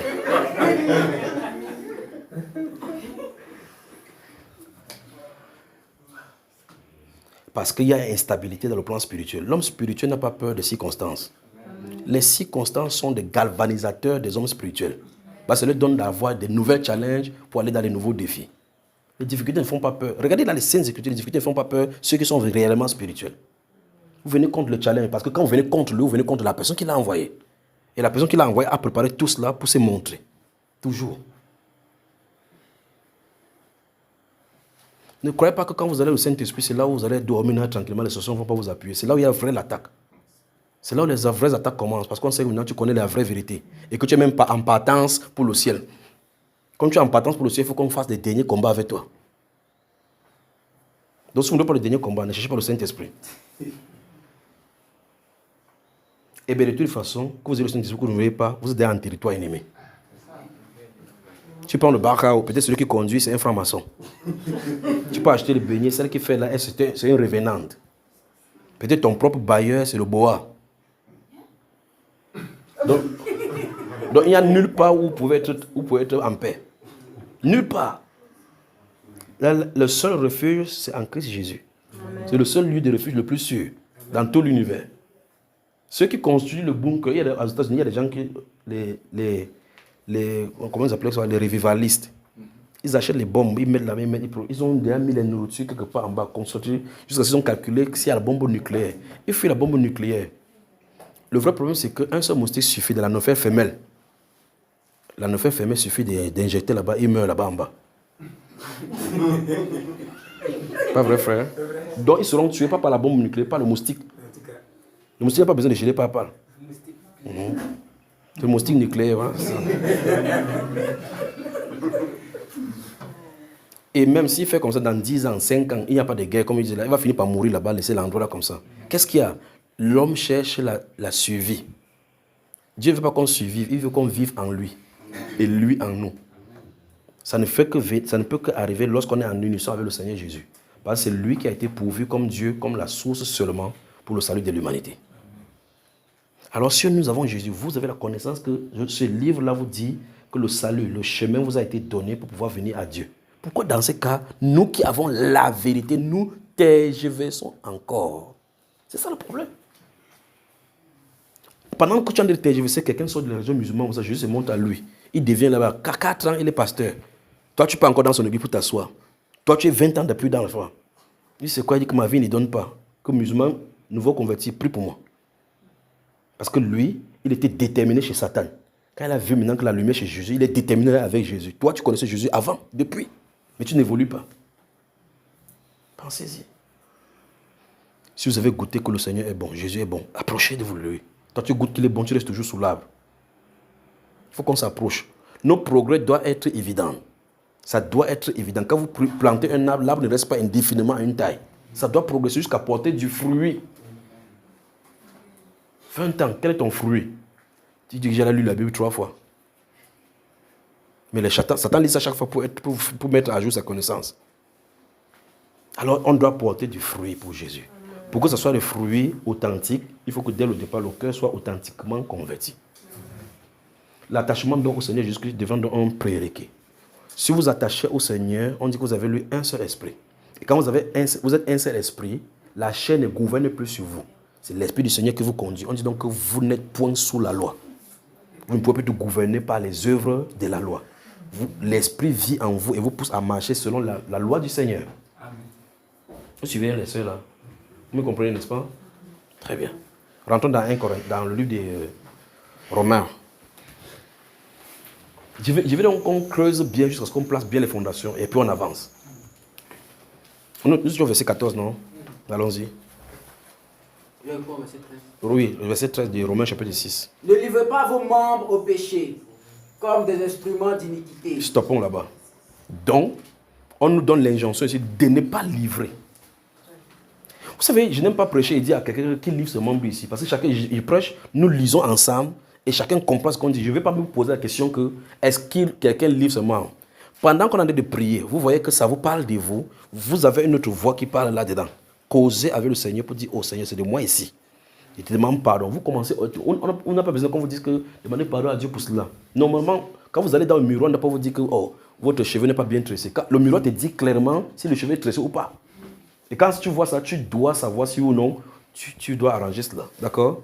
Donc, ne m'attendez pas à ce qu'ils disent qui parmi vous encore livre ses membres au péché. Ce n'est pas à moi de juger si c'est au péché ou pas. La Bible est notre juge. D'accord? Et quand il dit ne livrez pas aux membres au péché comme des instruments, voilà, des péchés. Alors, est-ce que quand je suis là présentement, je veux combattre contre les esprits désincarnés qui gouvernent sur ces péchés-là? Si je n'ai pas tiré sur eux, est-ce qu'il a le droit sur moi? Comprenez, frère? Il faut que chacun réfléchisse. Donc, pendant qu'on a de parler, rentrer dans l'intercession directement quand quelque chose vous est révélé comme votre source de problème. Entre automatiquement au Seigneur pour réparer cela. Le plus grave, ce n'est pas de réparer. Le plus grave, ce n'est plus de recommencer. Réparer et ne plus recommencer. Dès que vous prenez l'engagement de ne plus recommencer, c'est là où la force, l'aide du Seigneur vient pour vous faire sortir. C'est pas si vous comprenez. Vous imaginez, vous tombez dans un trou. On vous envoie une corde. Vous dites non, la corde là, ça ne peut pas me faire sortir d'ici. Attrape quand même d'abord la corde. On te tire. Tu arrives quelque part, on va tendre la main sur la partie insuffisante pour te faire sortir de là. On ne peut pas juste rester en bas et dire que non. Qui peut commencer, qui a vu, quand quelqu'un est dans le trou, qui peut avoir vu une petite corde comme ça, on entre. Je ne prends pas. On a envoyé la corde. Le salut a été annoncé. Il dit, ne livrez pas vos membres au péché. Donc Dieu veut nous faire sortir du gouffre du péché. Tendons juste la main et accepter ce qu'il a fait. Dès qu'on a accepté ce qu'il a fait, la moitié est faite. Quand on a fini de faire, il tend la main, l'aide est là. Un de ces jours, tu te rends compte que tu ne peux plus mentir, c'était le mensonge. C'était l'impudicité. Tu vois très bien que tu as fait 1 an, 2 ans sans plus commettre l'impudicité. Pas par ta force, mais par ta seule volonté impulsée par le Saint-Esprit.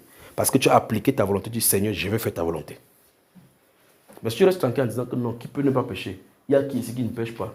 On parle de toi, on ne parle pas des autres. Parce que devant le trône, Dieu ne doit pas dire que entre. Bonjour monsieur. Sur la tête, tu as vu les pécheurs? Non. Il va te poser la question individuellement sur toi. Tu ne peux pas rester devant le trône de Dieu et dire que donne le compte rendu pour ta vie. Tu tournes quelqu'un, tu dis, mais Seigneur, voilà ma camarade de classe là-bas, elle était un pécheur. Non. Ça ne marche pas, elle aura son tour là-bas. Chacun de nous rendra compte à Dieu pour lui-même. Donc tu ne peux pas devant le trône accuser quelqu'un. Alors, commençons donc à prendre les engagements pour nos propres vies. Sachant que le regard de quelqu'un sur la terre ne pourra jamais rien t'assister. Même les gens les plus sérieux qui pourront t'assister physiquement, quand l'Esprit de Dieu est sur toi, quand la grâce de Dieu est sur toi, il risque de te calomnier. Donc définitivement, un homme ne peut pas et si le sommet... Vous avez été à l'hôpital, vous voyez quelqu'un qu'on a envie d'appuyer, vous êtes à côté d'un lit comme ça, là, les démons sont en train d'appuyer quelqu'un. Il te dit que le voilà, tu dis où? Tu ne peux pas l'aider parce que c'est son moment de mort. Tu vas faire n'importe comment, tu ne peux pas l'aider. Parce que c'est lui qui a des devoirs. Donc même si quelqu'un voudra t'aider dans ton lit de mort, il ne peut pas arrêter la mort, dire à mort que quitte, pour que la personne se reste tranquille. C'est pour dire quoi concrètement? Ne comptez pas sur les hommes, comptons sur le Seigneur. Amen. D'accord?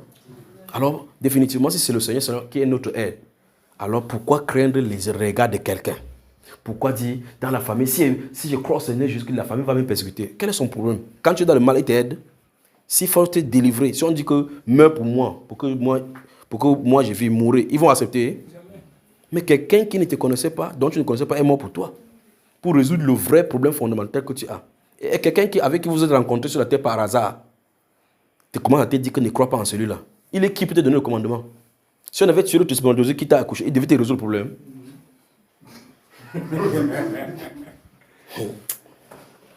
C'est pour cela que Dieu sait comment, dans quelle famille il m'a mis. Personne.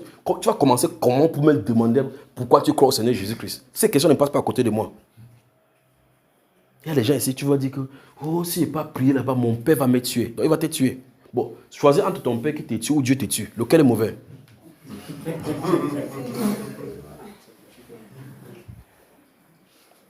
En temps, ton père te dit comme ça, lui, il est là 2 fois mort. Il veut seulement te recruter dans son royaume. Tu as la grâce de connaître la vie. Tu commences à dire, frère, j'ignore. Est-ce que mon père dit comme ça, j'ai fait comment? Pour me mettre dans le problème avec ton père. Alors, choisissez le bon. Choisissez ce qui est droit. Choisissez ce qui doit être fait. Prenez position. Subissez s'il le faut. Il y a un prix à payer. Il y a une récompense derrière le prix payé. Il y a des récompenses derrière le prix payé. Souvenez-vous, l'athlète ne peut pas être couronné s'il n'a pas combattu selon les règles.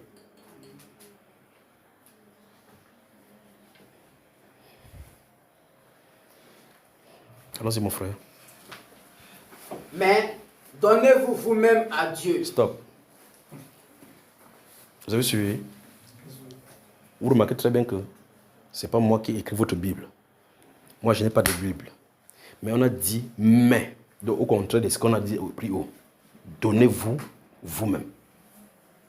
Dans 1 Corinthiens, on a dit que celui qui s'attache au Seigneur. C'est la même chose qui est dite ici, en un autre langage.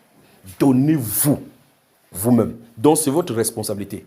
On n'a pas dit donnez-vous en vous renseignant de votre parent. Donnez-vous en renseignant de votre communauté. Vous imaginez quelqu'un dit non, moi je suis musulman, nous sommes musulmans. Qu'est-ce que ça a à voir avec la relation avec Dieu? Dieu parle des musulmans ici. Il parle des chrétiens.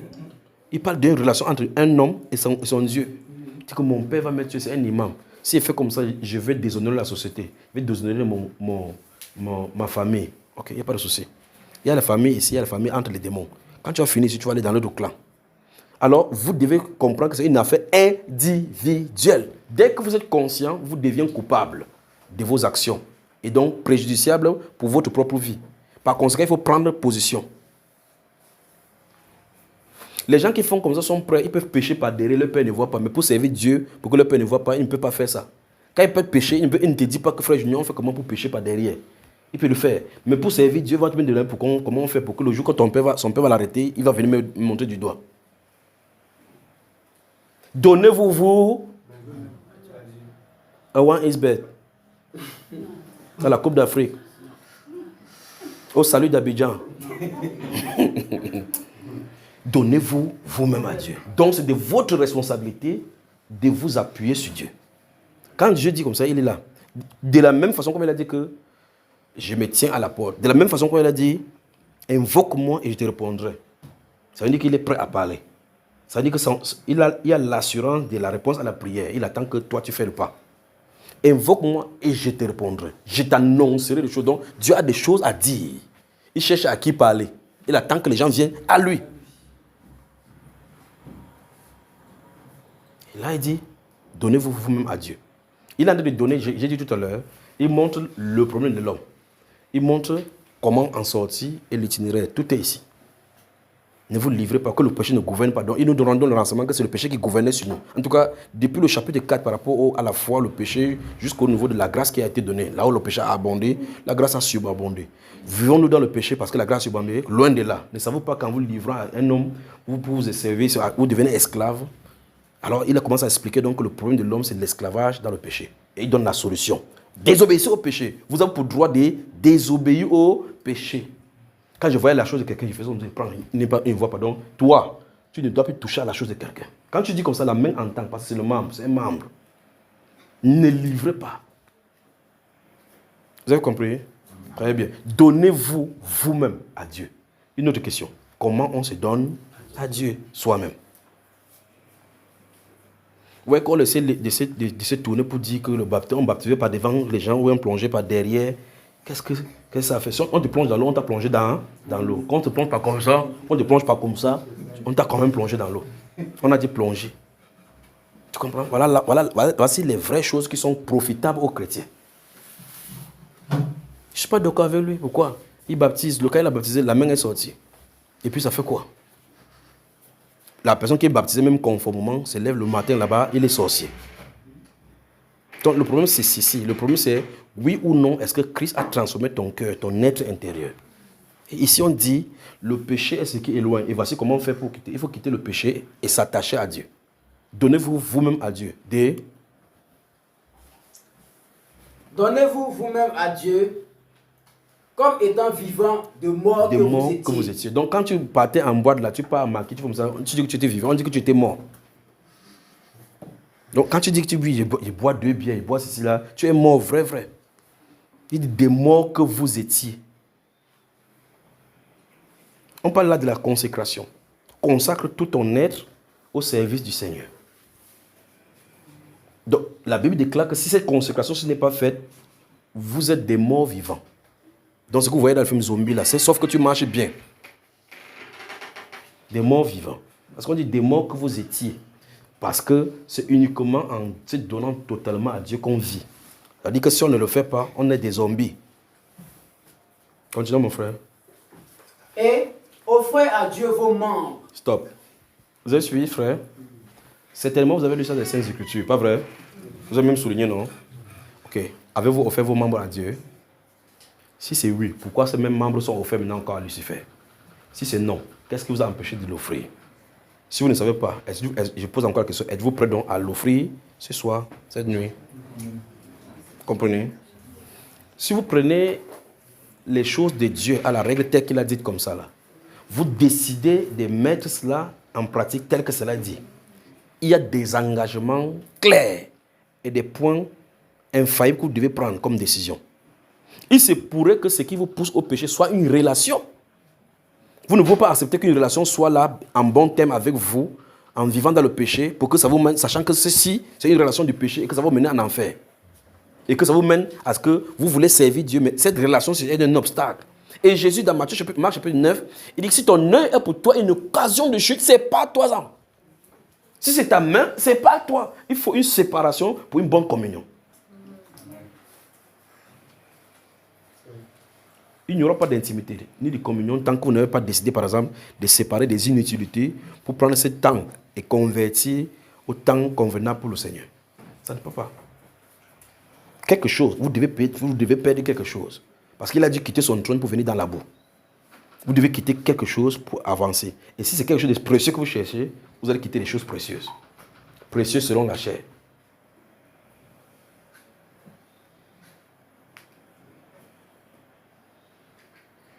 Donnez-vous vous-même à Dieu des mots que vous étiez. Et offrez-vous vous-même à Dieu. Offrez vos membres à Dieu. Nous sommes en train d'annoncer la fin de l'ère de la consécration, où on est dans la totalité maintenant des manifestations de l'esprit. Le temps de tergiverser est terminé. Tout le membre doit être utilisé par le Seigneur. Tout le membre doit être utilisé par le Seigneur. Vous êtes prêts à offrir vos membres au Seigneur?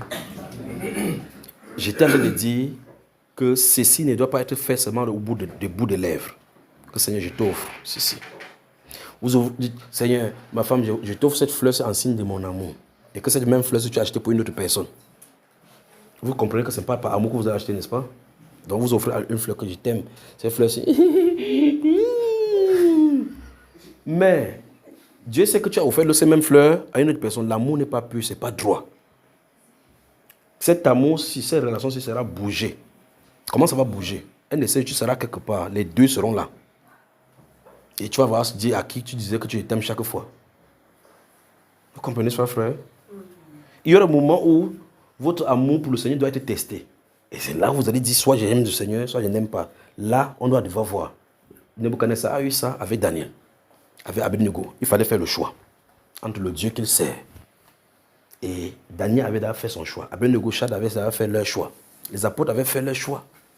Parce que quand vous croyez que c'est l'Ancien Testament, on a fouetté les gens, on dit qu'on vous interdit de parler et d'enseigner au nom de Jésus. Donc dans ton enseignement, on veut entendre seulement God, Dieu, le Dieu d'Abraham, ne parle pas de Jésus. Et on a déjà fait ça dans le monde, c'est partout là maintenant. À la télévision, on dit Dieu, on coupe Jésus, on coupe la partie. Quand tu dis God, on ne dérange pas. Vous comprenez ça, frère? Vous pouvez vous réunir dans un stade, faire le signe de croix, comme ça là, on accepte. On croit que c'est chrétien. Tu marques, tu montres la croix. On sait que, ils savent que c'est pour eux. Mais se lève les mains, tu dis Jésus, à toi soit la gloire. On coupe la partie à la télévision. Parce que Jésus ne veut pas, le monde s'il n'aime pas le Seigneur Jésus. Alors on a fouetté les apôtres, à chapitre 4. On vous interdit de dire ça, on les a fouettés. On dit qu'à rentrer, ils étaient fiers d'avoir été jugés dignes d'être frappés pour le Seigneur. Maintenant, on apprête un prophète en Côte d'Ivoire, les autres se taisent. Que si je parle comme ça, Maka, papa, Makade.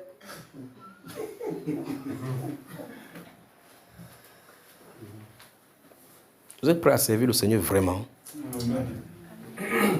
On a besoin de séparation. Les choses qui vous créent le problème. Il y a des gens, par exemple, ici, vous asseyez comme ça là, ça passe sur le ballon. Ils connaissent tous les joueurs avec tous les maillots. Ils connaissent le programme. Les femmes, alors n'en parlons pas. Ils connaissent toutes les choses que A plus montre, A moins montre, Epic montre, Novelas, n'en parlons pas. La beauté du diable, les destins du diable, c'est les parties où il y a le diable qu'ils aiment suivre. Après, quand il finit comme ça, le diable là quitte là-bas, ça influence son caractère. Il dit, frère, je n'ai tué ou j'ai un problème de délivrance. Va que Novelas te délivre.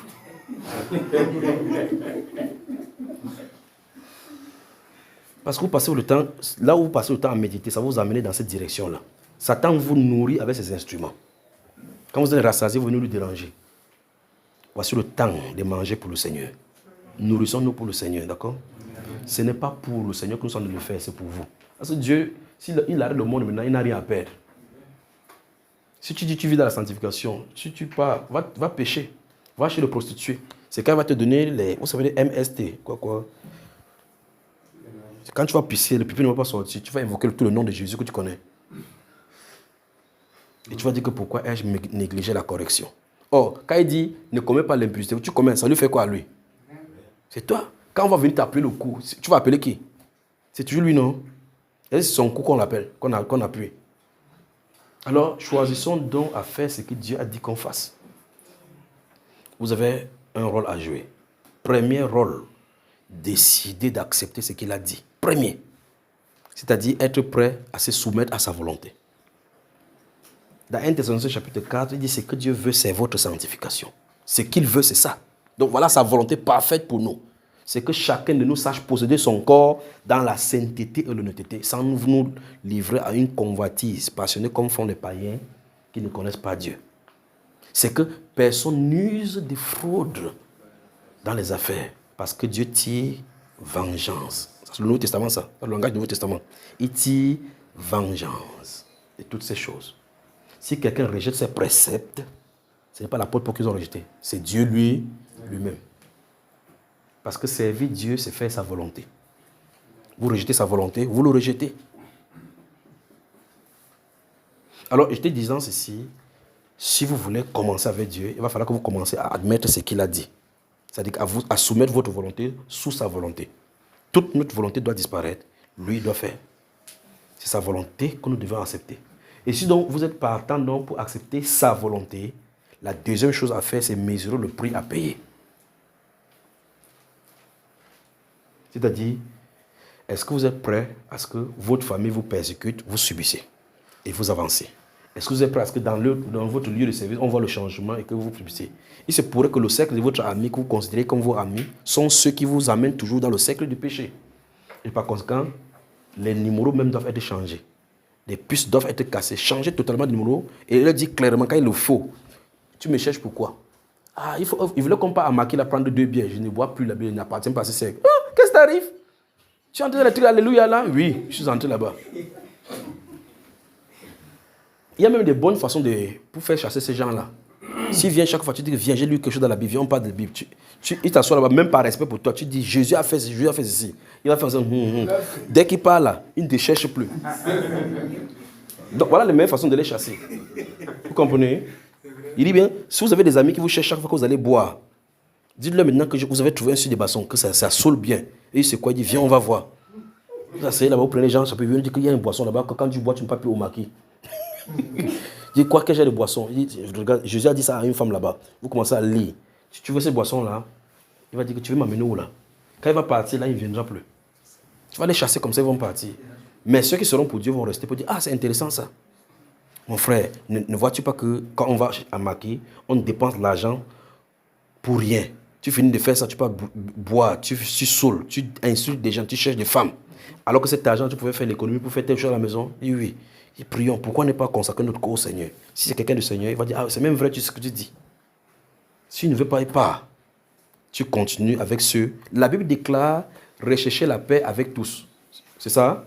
Et la sanctification sans laquelle? C'est ça, Seigneur. Dans 2 Timothée 2, 22, qu'est-ce qu'il dit? Fuis les passions de la jeunesse. Donc tu dois te séparer. Et recherche. Donc, ça veut dire que quand tu te sépares de ce qui te pousse dans le péché, cherche donc la communion avec ceux qui sont dans la même optique pour aller dans cette direction. Recherche la paix, l'amour, la joie avec ceux qui invoquent le Seigneur d'un cœur pur. Vous ne pouvez pas continuer indéfiniment. La Bible n'a jamais dit que la bonne compagnie sanctifie les mœurs. Il dit que c'est la mauvaise compagnie qui corrompt les bonnes mœurs. Donc, si tu vas à côté, non, c'est mon ami, j'ai grandi. Élève une vipère quand elle est petite, il n'y a pas de problème. Quand ça sera grand, tu sauras que le venin est là-dedans. Quand on a grandi en face, c'est mon ami d'enfance. En détail, il a été touché comme ça pour un de ces jours. Il a déjà signé le pacte, là-bas, il va te livrer. Il attendait que tu grandisses bien. Toi, tu dis que c'est ton ami.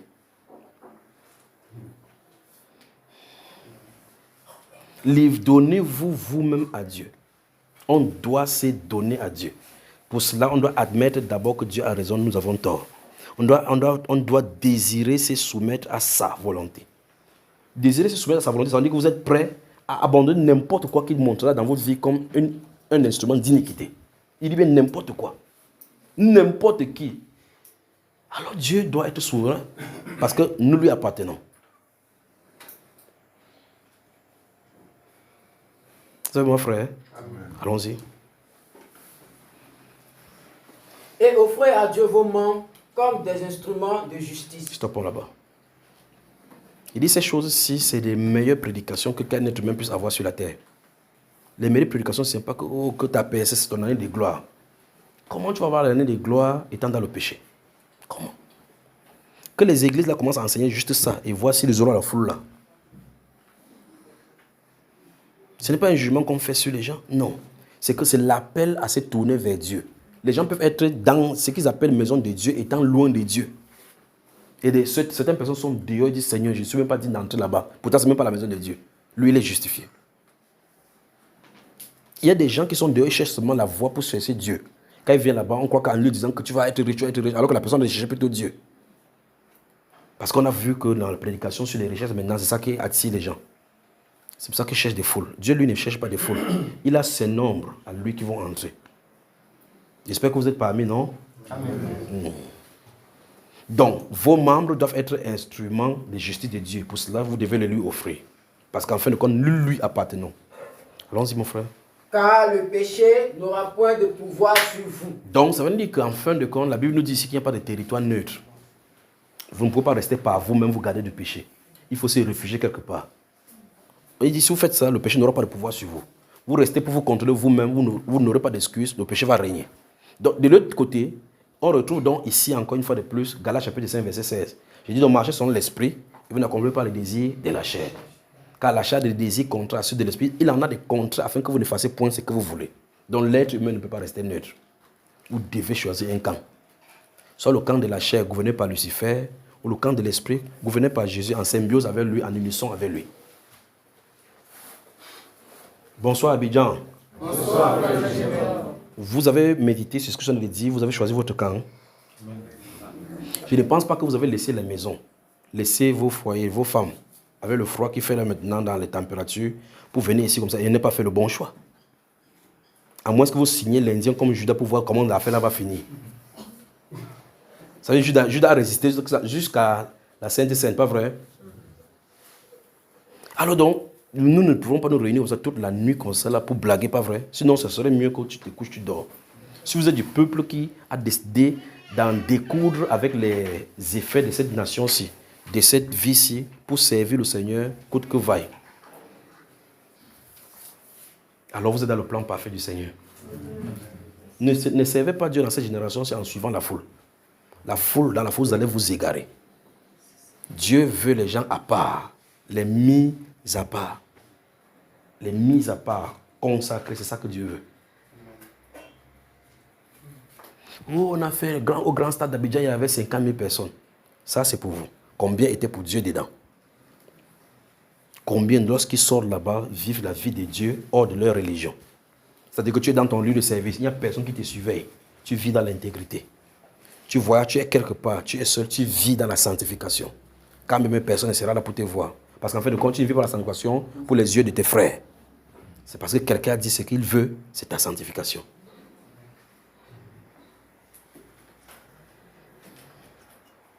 Donc, les membres doivent être les instruments de justice. On veut donc que Dieu utilise nos membres, il ne faut pas que ce soit entaché du péché. Il faut donc qu'il l'utilise totalement. Donc, ça doit lui être totalement acquis pour qu'il l'utilise quand il veut, comme il veut. Regardez Pierre l'apôtre, il était à Joppé. Il y avait des disciples tout autour. Mais l'ange est descendu du ciel, on l'envoie en parce qu'il est acquis à la cause de Dieu. Comme il est acquis à la cause de Dieu, Dieu peut l'utiliser n'importe où sur la terre. Il l'envoie partout maintenant comme le vent. N'importe où il peut l'envoyer. Comme il était à Joppé, il ne peut pas s'attendre à quoi que ce soit. Il est serviteur de Dieu. Quand il est là-bas, on vient dire que c'est toi. Lève-toi dans cette direction, il y va. Il finit à Joppé, il est là-bas. Il finit là-bas, il est là-bas. Il est acquis à la cause. Dieu dit qu'il est chez un Simon, un nommé Coroyer, près de la mer. Donc pendant qu'il est n'importe où, le ciel le surveille. Quand il se déplace, le ciel le déplace. Parce que Dieu peut compter sur lui. Dieu a eu confiance en lui qui lui a confié les clés du royaume. Sur la terre. Il prend un être humain qui se considère comme pécheur. Pas pécheur de poisson, pécheur qui vit dans le péché. Il dit, je compte sur toi pour pécher désormais les hommes. Et je te fais confiance. Pierre. Ah, non, je te fais confiance. Vous pouvez dire, si c'est les gens, Pierre était quelqu'un qui doutait beaucoup, mais il lui a fait confiance. Avec sa faiblesse, Dieu avait confiance. Donc le Seigneur a confiance en toi. Amen. Le Seigneur a confiance en toi. Amen. Il a confiance que si dans cette génération, si les gens le déçoivent, vous ne devez pas le décevoir. Amen. Vous comprenez ça, frère? Alors faisons confiance au Seigneur. Rendons son nom grand, fier, de telle sorte que quand on va quitter cette terre, on va se réunir avec les apôtres, on sera digne de s'asseoir sur la table avec eux pour dire nous n'avons pas trahi le sacerdoce. Nous n'avons pas trahi le sacerdoce.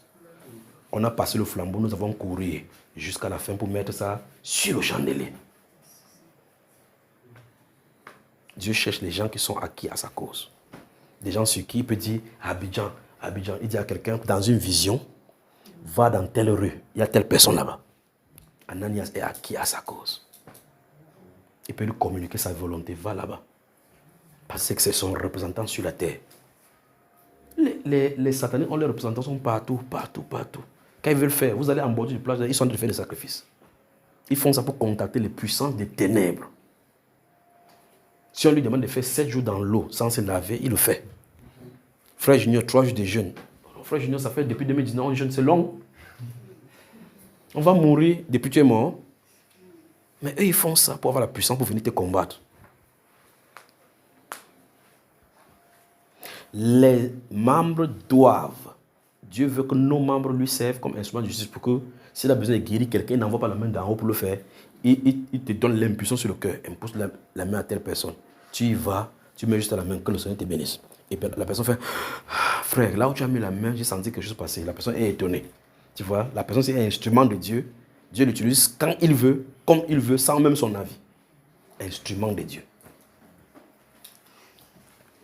Vous voulez servir Dieu comme ça, frère? Amen. On doit s'abandonner à lui. On doit s'abandonner à lui en se séparant des choses qui ne le glorifient pas. D'accord? Continuons. Car le péché n'aura point de pouvoir sur vous, puisque vous êtes non sous la loi, mais sous la grâce. Vous avez suivi?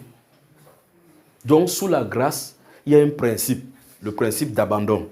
Si vous abandonnez entre les mains du Seigneur, automatiquement, il y a une loi spirituelle qui te délivre du péché. Mais si vous retenez, vous êtes hors de la grâce, chaque choix, vous allez vouloir faire quelque chose pour Dieu. Vous êtes sous la loi.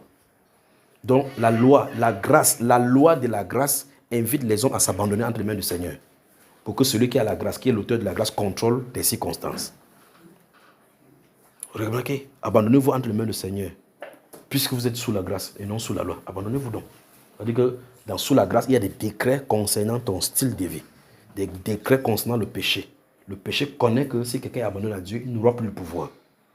Mais si tu restes tranquille d'un côté, tu n'es pas sous la grâce, tu n'es pas sous la personne qui est là, qui a donné la grâce, tu essaies de résister contre le péché, tu reviens, tu es toujours sous la loi. Il aura toujours la victoire sur toi. Tu vas vouloir faire les choses selon la chair, et c'est son terrain là-bas. Tu ne peux pas manipuler le péché par la chair. La solution du péché, ce n'est pas de marcher hors du péché, c'est de se laisser guider par le Seigneur. Vous avez compris? Ne bagarrez pas contre le péché, nous n'aurons jamais le pouvoir, nous n'aurons jamais la victoire. Personne n'a jamais eu de victoire en bagarrant contre le péché. La solution, c'est d'abandonner ça entre les mains du Seigneur. J'ai dit donc marcher selon l'esprit. Et vous n'accomplirez pas. Vous avez su ça? Oui. La solution, c'est marcher selon l'esprit. Vous le laissez tranquille parce qu'on ne peut pas le chasser du monde. Le péché, son lieu de résidence, c'est le monde. Tu es à l'intérieur de lui. Et si on marche dans ce monde, c'est hors du péché en suivant l'esprit. J'ai dit donc marcher selon l'esprit et vous n'accomplirez pas les désirs de la chair. Donc si tu laisses l'esprit ici, tu peux dire que puissant depuis le désir, je chasse tout désir, je chasse la chair. Tu ne peux pas. Quand tu finis, tu as de parler à qui? La chair, c'est attaché à toi. Donc maintenant à la chair, tu ne t'adresses pas, tu parles maintenant à l'esprit. Père, il me soumet à toi. Pendant que tu dis il me soumet à toi, il en était prendre en lui. Il me soumet à toi. Et puis tu te rends compte que le péché n'a plus le pouvoir sur toi. Vous imaginez que le Seigneur Jésus voit quelqu'un qui vit dans l'adultère. Il dit que je ne te commande pas non plus, va et ne pêche plus. Comment cette personne va faire pendant qu'il va vivre? Puisqu'il va toujours rencontrer les hommes. Sa même chair est là. Jésus ne va pas donner un vêtement qu'il va porter maintenant que désormais ça va fermer. Vous comprenez la chose? Donc, comme il a dit, va et ne pêche plus, la puissance va l'accompagner pour l'empêcher de pécher. Pendant qu'elle sera dans un même environnement, son environnement est protégé contre le péché d'adultère, quelqu'un sera de commettre l'adultère à côté de lui parce qu'il n'a pas eu la grâce pour recevoir va et ne pêche plus. Bonsoir Abidjan. Bonsoir, frère Junior. Je sais que vous luttez. Vous luttez contre le sommeil. C'est plus le péché maintenant. Votre premier péché maintenant, c'est... Votre premier lutte ici, cette fois-ci, c'est le sommeil. Vous allez vous habituer, ne vous inquiétez pas. Parce que je vous dis que s'il y avait le coup du feu là-bas, vous ne serez pas en train de dormir. Alors, je repose encore ma question. Voudrons-nous marcher selon la volonté du Seigneur? Êtes-vous prêt à vous désarmer de toute votre force humaine et laisser le Saint-Esprit prendre le contrôle? Amen. Vous avez essayé par lâcher, ça a marché? Non. Einstein dit que c'est une folie pour un homme de commencer une expérience chaque fois et répéter la même expérience sans résultat. Si parce que tu cognes le pied, chaque fois, ne te fâche pas contre le lieu. Réfléchis que qu'est-ce qui me fait cogner le pied et amende, résous le problème. Tu ne cogneras plus le pied. Si vous lancez le caillou sur la tête, ça tombe sur sa tête, ça rentre, ça tombe. Tu dis, ouais, pourquoi il lance le caillou, ça tombe sur la tête? Continue à lancer, ça va toujours cogner. Parce que c'est la même expérience qui vont produire les mêmes effets. Alors, si vous avez commencé à régler le problème selon la chair, vous avez essayé de dire que je vais faire telle technique pour ne plus pécher. Je vais faire telle technique pour ne plus pécher. Je marche à Roubna, je ne vois plus les femmes. Un de ces jours, tu vas rester comme ça dans une commune de Boga, vous appelez Baka. Tu seras de ce côté, elle sera devant toi. Tu vas faire comment? Tu fermes les yeux. Avant de fermer les yeux, tu avais vu une première fois. Quand tu fermes, tu pars avec l'image. Quand elle marche à Roubna avec les seins comme ça, ils font comme le couscous là. Quand tu vois, non? Quand ils sont de parler maintenant, tu n'es pas en train de voir le même sein. Est-ce qu'elle est encore avec toi? Oh, c'est elle déjà en toi. Au lieu d'être un avec lui, tu es un avec le sein.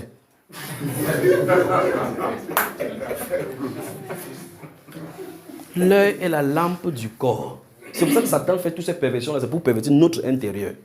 Mais je vous le dis au nom de Jésus, vous allez arriver à cette dimension dont on a de parler. La dimension où vous avez le Saint-Esprit, vous passez en route, vous ne voyez pas quelqu'un. Pourtant, vos yeux sont ouverts. Pensez que Adam et Ève étaient nus, ne savaient pas qu'ils étaient nus. Pensez, pourtant les yeux étaient ouverts. C'est ça que je suis en train de parler. Quand il y a ce revêtement à l'intérieur de vous, vous ne voyez pas le péché. Vous savez moi?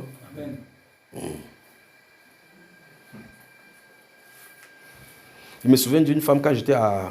Je crois que je dois raconter ça dans les enseignements. Une jeune fille qui était prostituée, on l'avait envoyée de venir me séduire. J'habitais seul là. Elle quitte chaque fois. Quelqu'un paye la fille que va. Si tu peux accoucher avec lui, il veut te donner 30 000. Parce que chaque fois venir prêcher là, quand il venait prêcher là-bas, ça dérangeait celle-là. Et celle-là, les deux habitaient dans une même cité. Donc quand il m'assoit là-bas, je parle. Quand je parle, donc quand je me déplace, ils font des coups derrière moi. Vous voyez que quand l'ennemi prépare n'importe quoi contre toi, si tu es sincère avec Dieu, il va toujours veiller sur toi. Amen. Et puis il dit que va prêcher, va coucher avec ce garçon. Je vais ici à la maison, j'arrive, il dit, oui, viens. Elle vient là-bas, fait des mini-jupes. C'est quand je parle que je me rends compte que les mini-jupes, elle est assise là-bas, ça ne me fait absolument rien. Je ne la vois pas. Donc elle quitte comme ça. Le but du porteur mini-jupe, c'est venir me séduire à la maison. Elle s'assoit là-bas, et puis le Saint-Esprit vient dans son esprit, que pose telle question biblique. Dès que tu as une question biblique avec moi, même si c'était seulement quand on dit blanche, je commence d'abord par le noir, je commence à expliquer là-bas, je viens là-bas, mais je sais où je vais. Je vais finir par te répondre à ta question. En voyant, on a fait 4 heures là-bas. Elle dit oui, c'est bien. Elle sort, quand elle sort, boum, ça revient, sa pensée revient, mais j'ai pas le séduire, qu'est-ce qui m'a fait poser des questions bibliques? Donc elle venait me séduire, mais le Saint-Esprit lui a demandé de poser des questions bibliques. Or, Dieu faisait comme ça, quand cette personne voulait, quand elle venait me séduire, on l'a amené comme ça pour le salut. Je ne sais pas qu'on a voulu me séduire, mais celui que je sais me protège. Amen. Vous voyez cela? Et puis il parle. Elle sort chaque fois, elle est venue comme ça 3 fois. Chaque fois, quand elle rentre avec celle-là, elle dit que c'est comment? Elle dit que je suis là-bas, j'ai oublié. Mais comment tu oublies alors que tu es en mission? Et puis la dernière fois qu'elle était assise, comme ça, elle était assise devant moi face à face comme ça dans la table. Dès qu'elle a posé une question comme ça, elle répond, elle a comme ça, fait comme ça. Elle est tombée là comme ça, c'est le serpent. Donc quand vous voyez une femme, vous regardez comme ça, vous dites que tu es belle, sachez que vous en dites que c'est un joli bois. Le cobra, c'est le cobra. Elle a été délivrée. Elle est la femme d'un serviteur de Dieu aujourd'hui. Elle a les enfants. Alors, je suis en train de prendre cet exemple pour vous dire que si vous êtes protégé par le Saint-Esprit, vous regarderez sans voir. C'est ce revêtement, c'est dans l'esprit qui était sur Adam et Ève. C'est ce revêtement-là qui est sur les enfants de 2 ans ou qui peut passer là, comme ça là. Tu le vois, tu dis, va t'habiller. Lui, il ne voit pas de mal à cela. Parce que c'est toi qui vois le mauvais. Vous comprenez? Ce n'est pas quand Adam et Ève ont commis le péché qu'ils ont commencé à voir qu'ils ont un endroit pour pisser. Moi, il ne sait pas s'ils pissaient avant. Mais de toute façon, c'était un appareil pour pisser. Mais il ne sait pas qu'en dehors de pipi, il y a quelque chose d'autre. Alors vous pouvez regarder quelqu'un sans péché. Mais si le corps, l'intérieur n'est pas protégé par le Seigneur, dès que tu vois une personne, c'est la personne impure. Parce qu'il y a d'abord l'impur qui habite là-bas et qui cherche ses attributs. Vous êtes prêts donc à séparer ce qu'il faut séparer? Quand je parle comme ça, vous voyez déjà ce que vous voulez séparer, non? D'autres, c'est le téléphone. D'autres, c'est la télévision à la maison. D'autres, ce sont les amis. Ainsi de suite, ainsi de suite.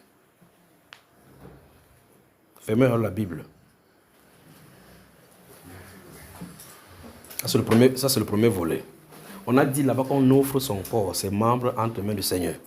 Et je vous ai dit, le grand secret, n'essayez pas de vous battre contre le péché.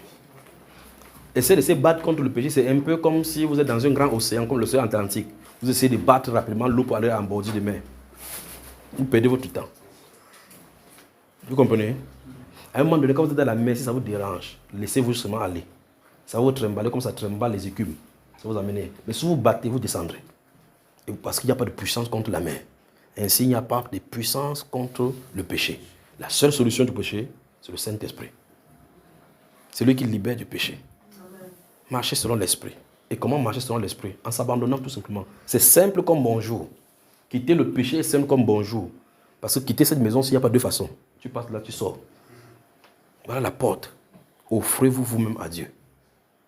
Offrez-vous vous-même à Dieu. Seigneur, je m'offre à toi. Point. Ça règle le problème. Vous voyez comment la solution est facile? C'est comme ça vraiment. Tu offres comme ça tout simplement à Dieu. Je m'offre à toi. Quand tu dis je m'offre à toi, il met la marque sur toi comme son légitime propriétaire. C'est lui qui menace maintenant le péché. Il m'appartient en droit. Quand on met le sang sur la porte, le destructeur va venir, il dit tu as vu le sang?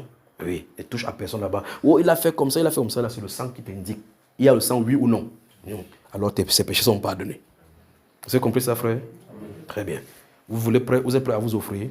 Amen. Avant de vous offrir à Dieu, débarrassez-vous donc spirituellement d'abord de ce que vous savez que vous allez vous séparer. Ça veut dire que vous êtes d'abord d'accord que vous allez séparer parce que certaines choses ne sont pas ici.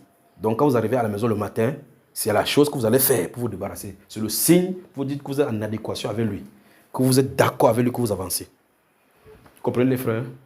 Donc vous remarquez ce que vous allez vous séparer. Il y a un prix à payer pour suivre Jésus. Dans Luc chapitre 14, verset 26, la Bible déclare les grandes foules faisaient route avec lui à Jérusalem. Il s'est tourné pour regarder ceux qui le suivent. Il dit, si quelqu'un veut venir après moi, s'il ne renonce pas à lui, à tout ce qu'il possède, il ne peut pas être mes disciples. Donc on ne vient pas chez Jésus comme ça en tirant les choses. Non, on se sépare d'abord des choses pour venir à lui. Il dit, si tu ne t'assois pas, tu mesures le prix à payer. Tu es exactement comme un homme qui veut construire une maison. Il dit, ouh, il y a une maison en étage à Abidjan, moi, il veut construire une maison. Lui, il a 200 000, il veut construire une maison en étage. Il va commencer, non pas pour faire la fondation. Et vous voyez beaucoup de maisons abandonnées. Et les gens vont se dire que regarde le monsieur là. C'est pas moi qui dis, c'est la Bible. Il a commencé une maison, il n'a pas pu achever. On dit, on se met à le railler. Donc, si tes amis vont dire on t'avait dit que l'affaire des chrétiens là, ce n'est pas pour toi. Viens nous suivre ici. Donc, pensez d'abord. Pensez. Moi, ma conversion a eu lieu du tic au tac. J'avais le PlayStation là-bas, il pouvait m'asseoir comme ça là, étant étudiant. Il y avait, vous savez, les ordinateurs qu'on dépose sur la table là-bas. Il y avait PS2 à l'intérieur, on joue. Je prends l'Asio de Rome. On joue, je joue le championnat, je joue le qualificatif. Je me lève à 5h, je joue jusqu'à 19h. Dès que j'ai cru, j'ai porté ça comme ça là, j'étais dehors. J'ai fait comme ça. Pars! J'ai pris le CD. L'autre dit, frère, il dit non, je ne regardais pas quelqu'un. Ça, ce sont mes amis avec qui on jouait parce qu'on jouait en championnat.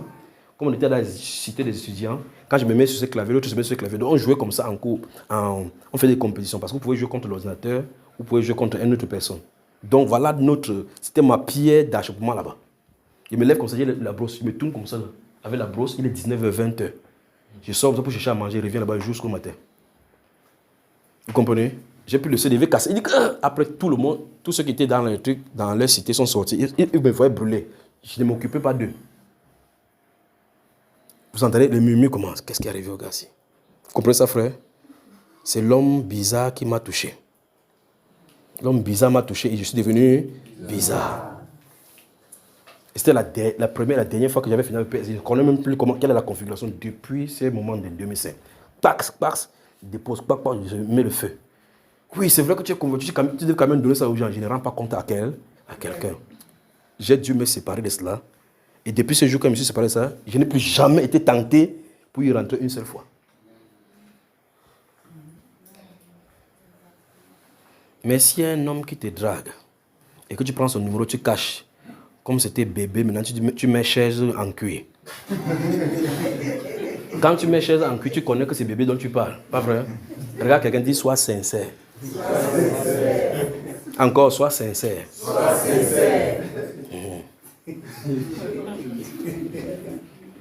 savez, il y a des gens. D'autres font ça pour cacher des garçons de course, le livreur de pizza. Elle ne mange même pas le pizza. Donc, il faut mesurer le prix à payer pour avancer. Ma conversion a été radicale. Donc, du lundi à mardi, tout a basculé. Donc, lundi, rebelle. Mardi, serviteur du Seigneur. Qu'est-ce qui s'arrive? Chacun commence à avoir peur de moi. Je regardais quelqu'un comme ça, dit que donc, tu me regardes, c'est comme si je suis en enfer. Non, tu n'es pas encore en enfer. Tu es sur la terre. Parce que je regardais, je ne riais pas. Je regarde, tu regardes comme ça.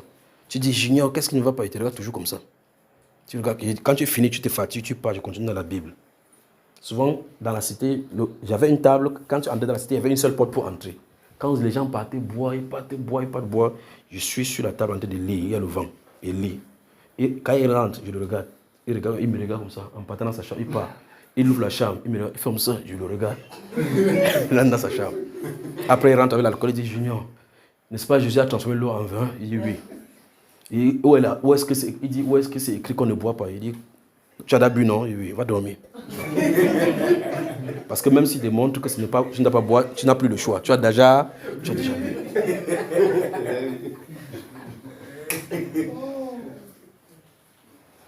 Donc, séparez-vous sans vous amuser avec ce qui vous entraîne dans le péché. Séparez-vous. Quand vous allez vous faire cela, vous serez libre comme une pompée là qu'on a fait, on met là et puis le vent amène ça. Si le pompée n'est pas gonflé, qu'il n'y a pas quelque chose qui peut la capacité de l'entraîner vers le vent, quand le vent vient, le souffle vient, vous mettez ça là-bas sans pomper, ça va rester au sol. Mais dès que vous mettez l'air, il y a une capacité à l'intérieur à être basculée. Comprenez, frère? Soyez radical. Soyez radical. Les gens de la messe, ils restent à la maison, ils viennent de rentrer. Ils ont fait poum, poum, poum, poum. Ils reportent ça, je ne suis pas seulement. Il ne dit pas que c'est que j'ai le travail, ça qu'on ne se repose pas. Parce qu'il a été appelé à cela. On a été appelé sur la terre à être radical. Parce que le monde ne nous aime pas. N'aimons pas donc ce qu'il les aime. D'accord? On ne doit pas aimer ce qu'eux ils aiment. Et ils ne vont pas nous imposer ce qu'eux ils aiment. Parce qu'ils ne veulent pas être dans le quand vous prêchez, vous portez la Bible et dites que c'est vous là. Pourquoi quand il part dans un boîte de nuit, tu ne dis pas que c'est vous là? Vous allez les imiter. Quand ils partent en boîte de nuit, quand ils font ces choses, vous allez les imiter. Ils ne veulent même pas, le monde ne veut même pas nous imiter. Mais nous sommes prêts à les imiter. N'est-ce pas un paradoxe? Vous avez vu un jour les ténèbres veulent briller. C'est toujours l'ampoule qui veut griller pour devenir noir. Ne les imitons pas. Alors si dans ton esprit, tu acceptes le prix à payer, que tu veux être livré pour le Seigneur, quand bien même si ça va te conduire vers la mort, parce qu'en fin de compte, le chrétien, lui, ne meurt pas. Et le chrétien ne mourra jamais. Si vous vous livrez au Seigneur de cette façon-là, je vais me mettre à genoux ici, je vais monter avec votre esprit pour devant lui. Pendant que vous serez en train de vous séparer de vos choses. Vous êtes d'accord? C'est une grande déclaration, je vais monter avec votre esprit. Tu vas me demander ça?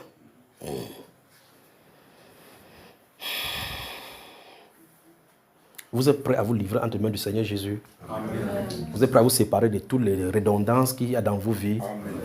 C'est cette séparation qui détermine votre niveau de consécration. C'est les séparations de ces choses-là qui nous attirent le péché, qui déterminent quel niveau nous sommes consacrés à lui.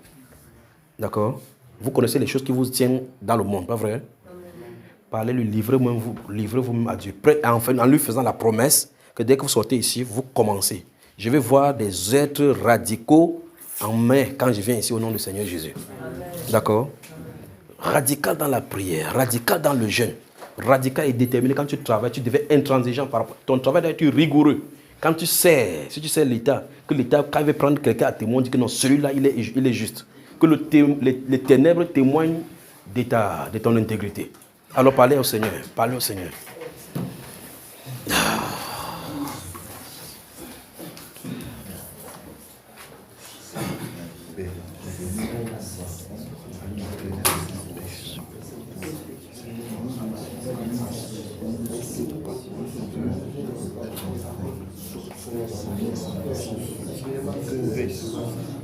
Tous ces gens aussi vers toi. Je présente à toi au Père.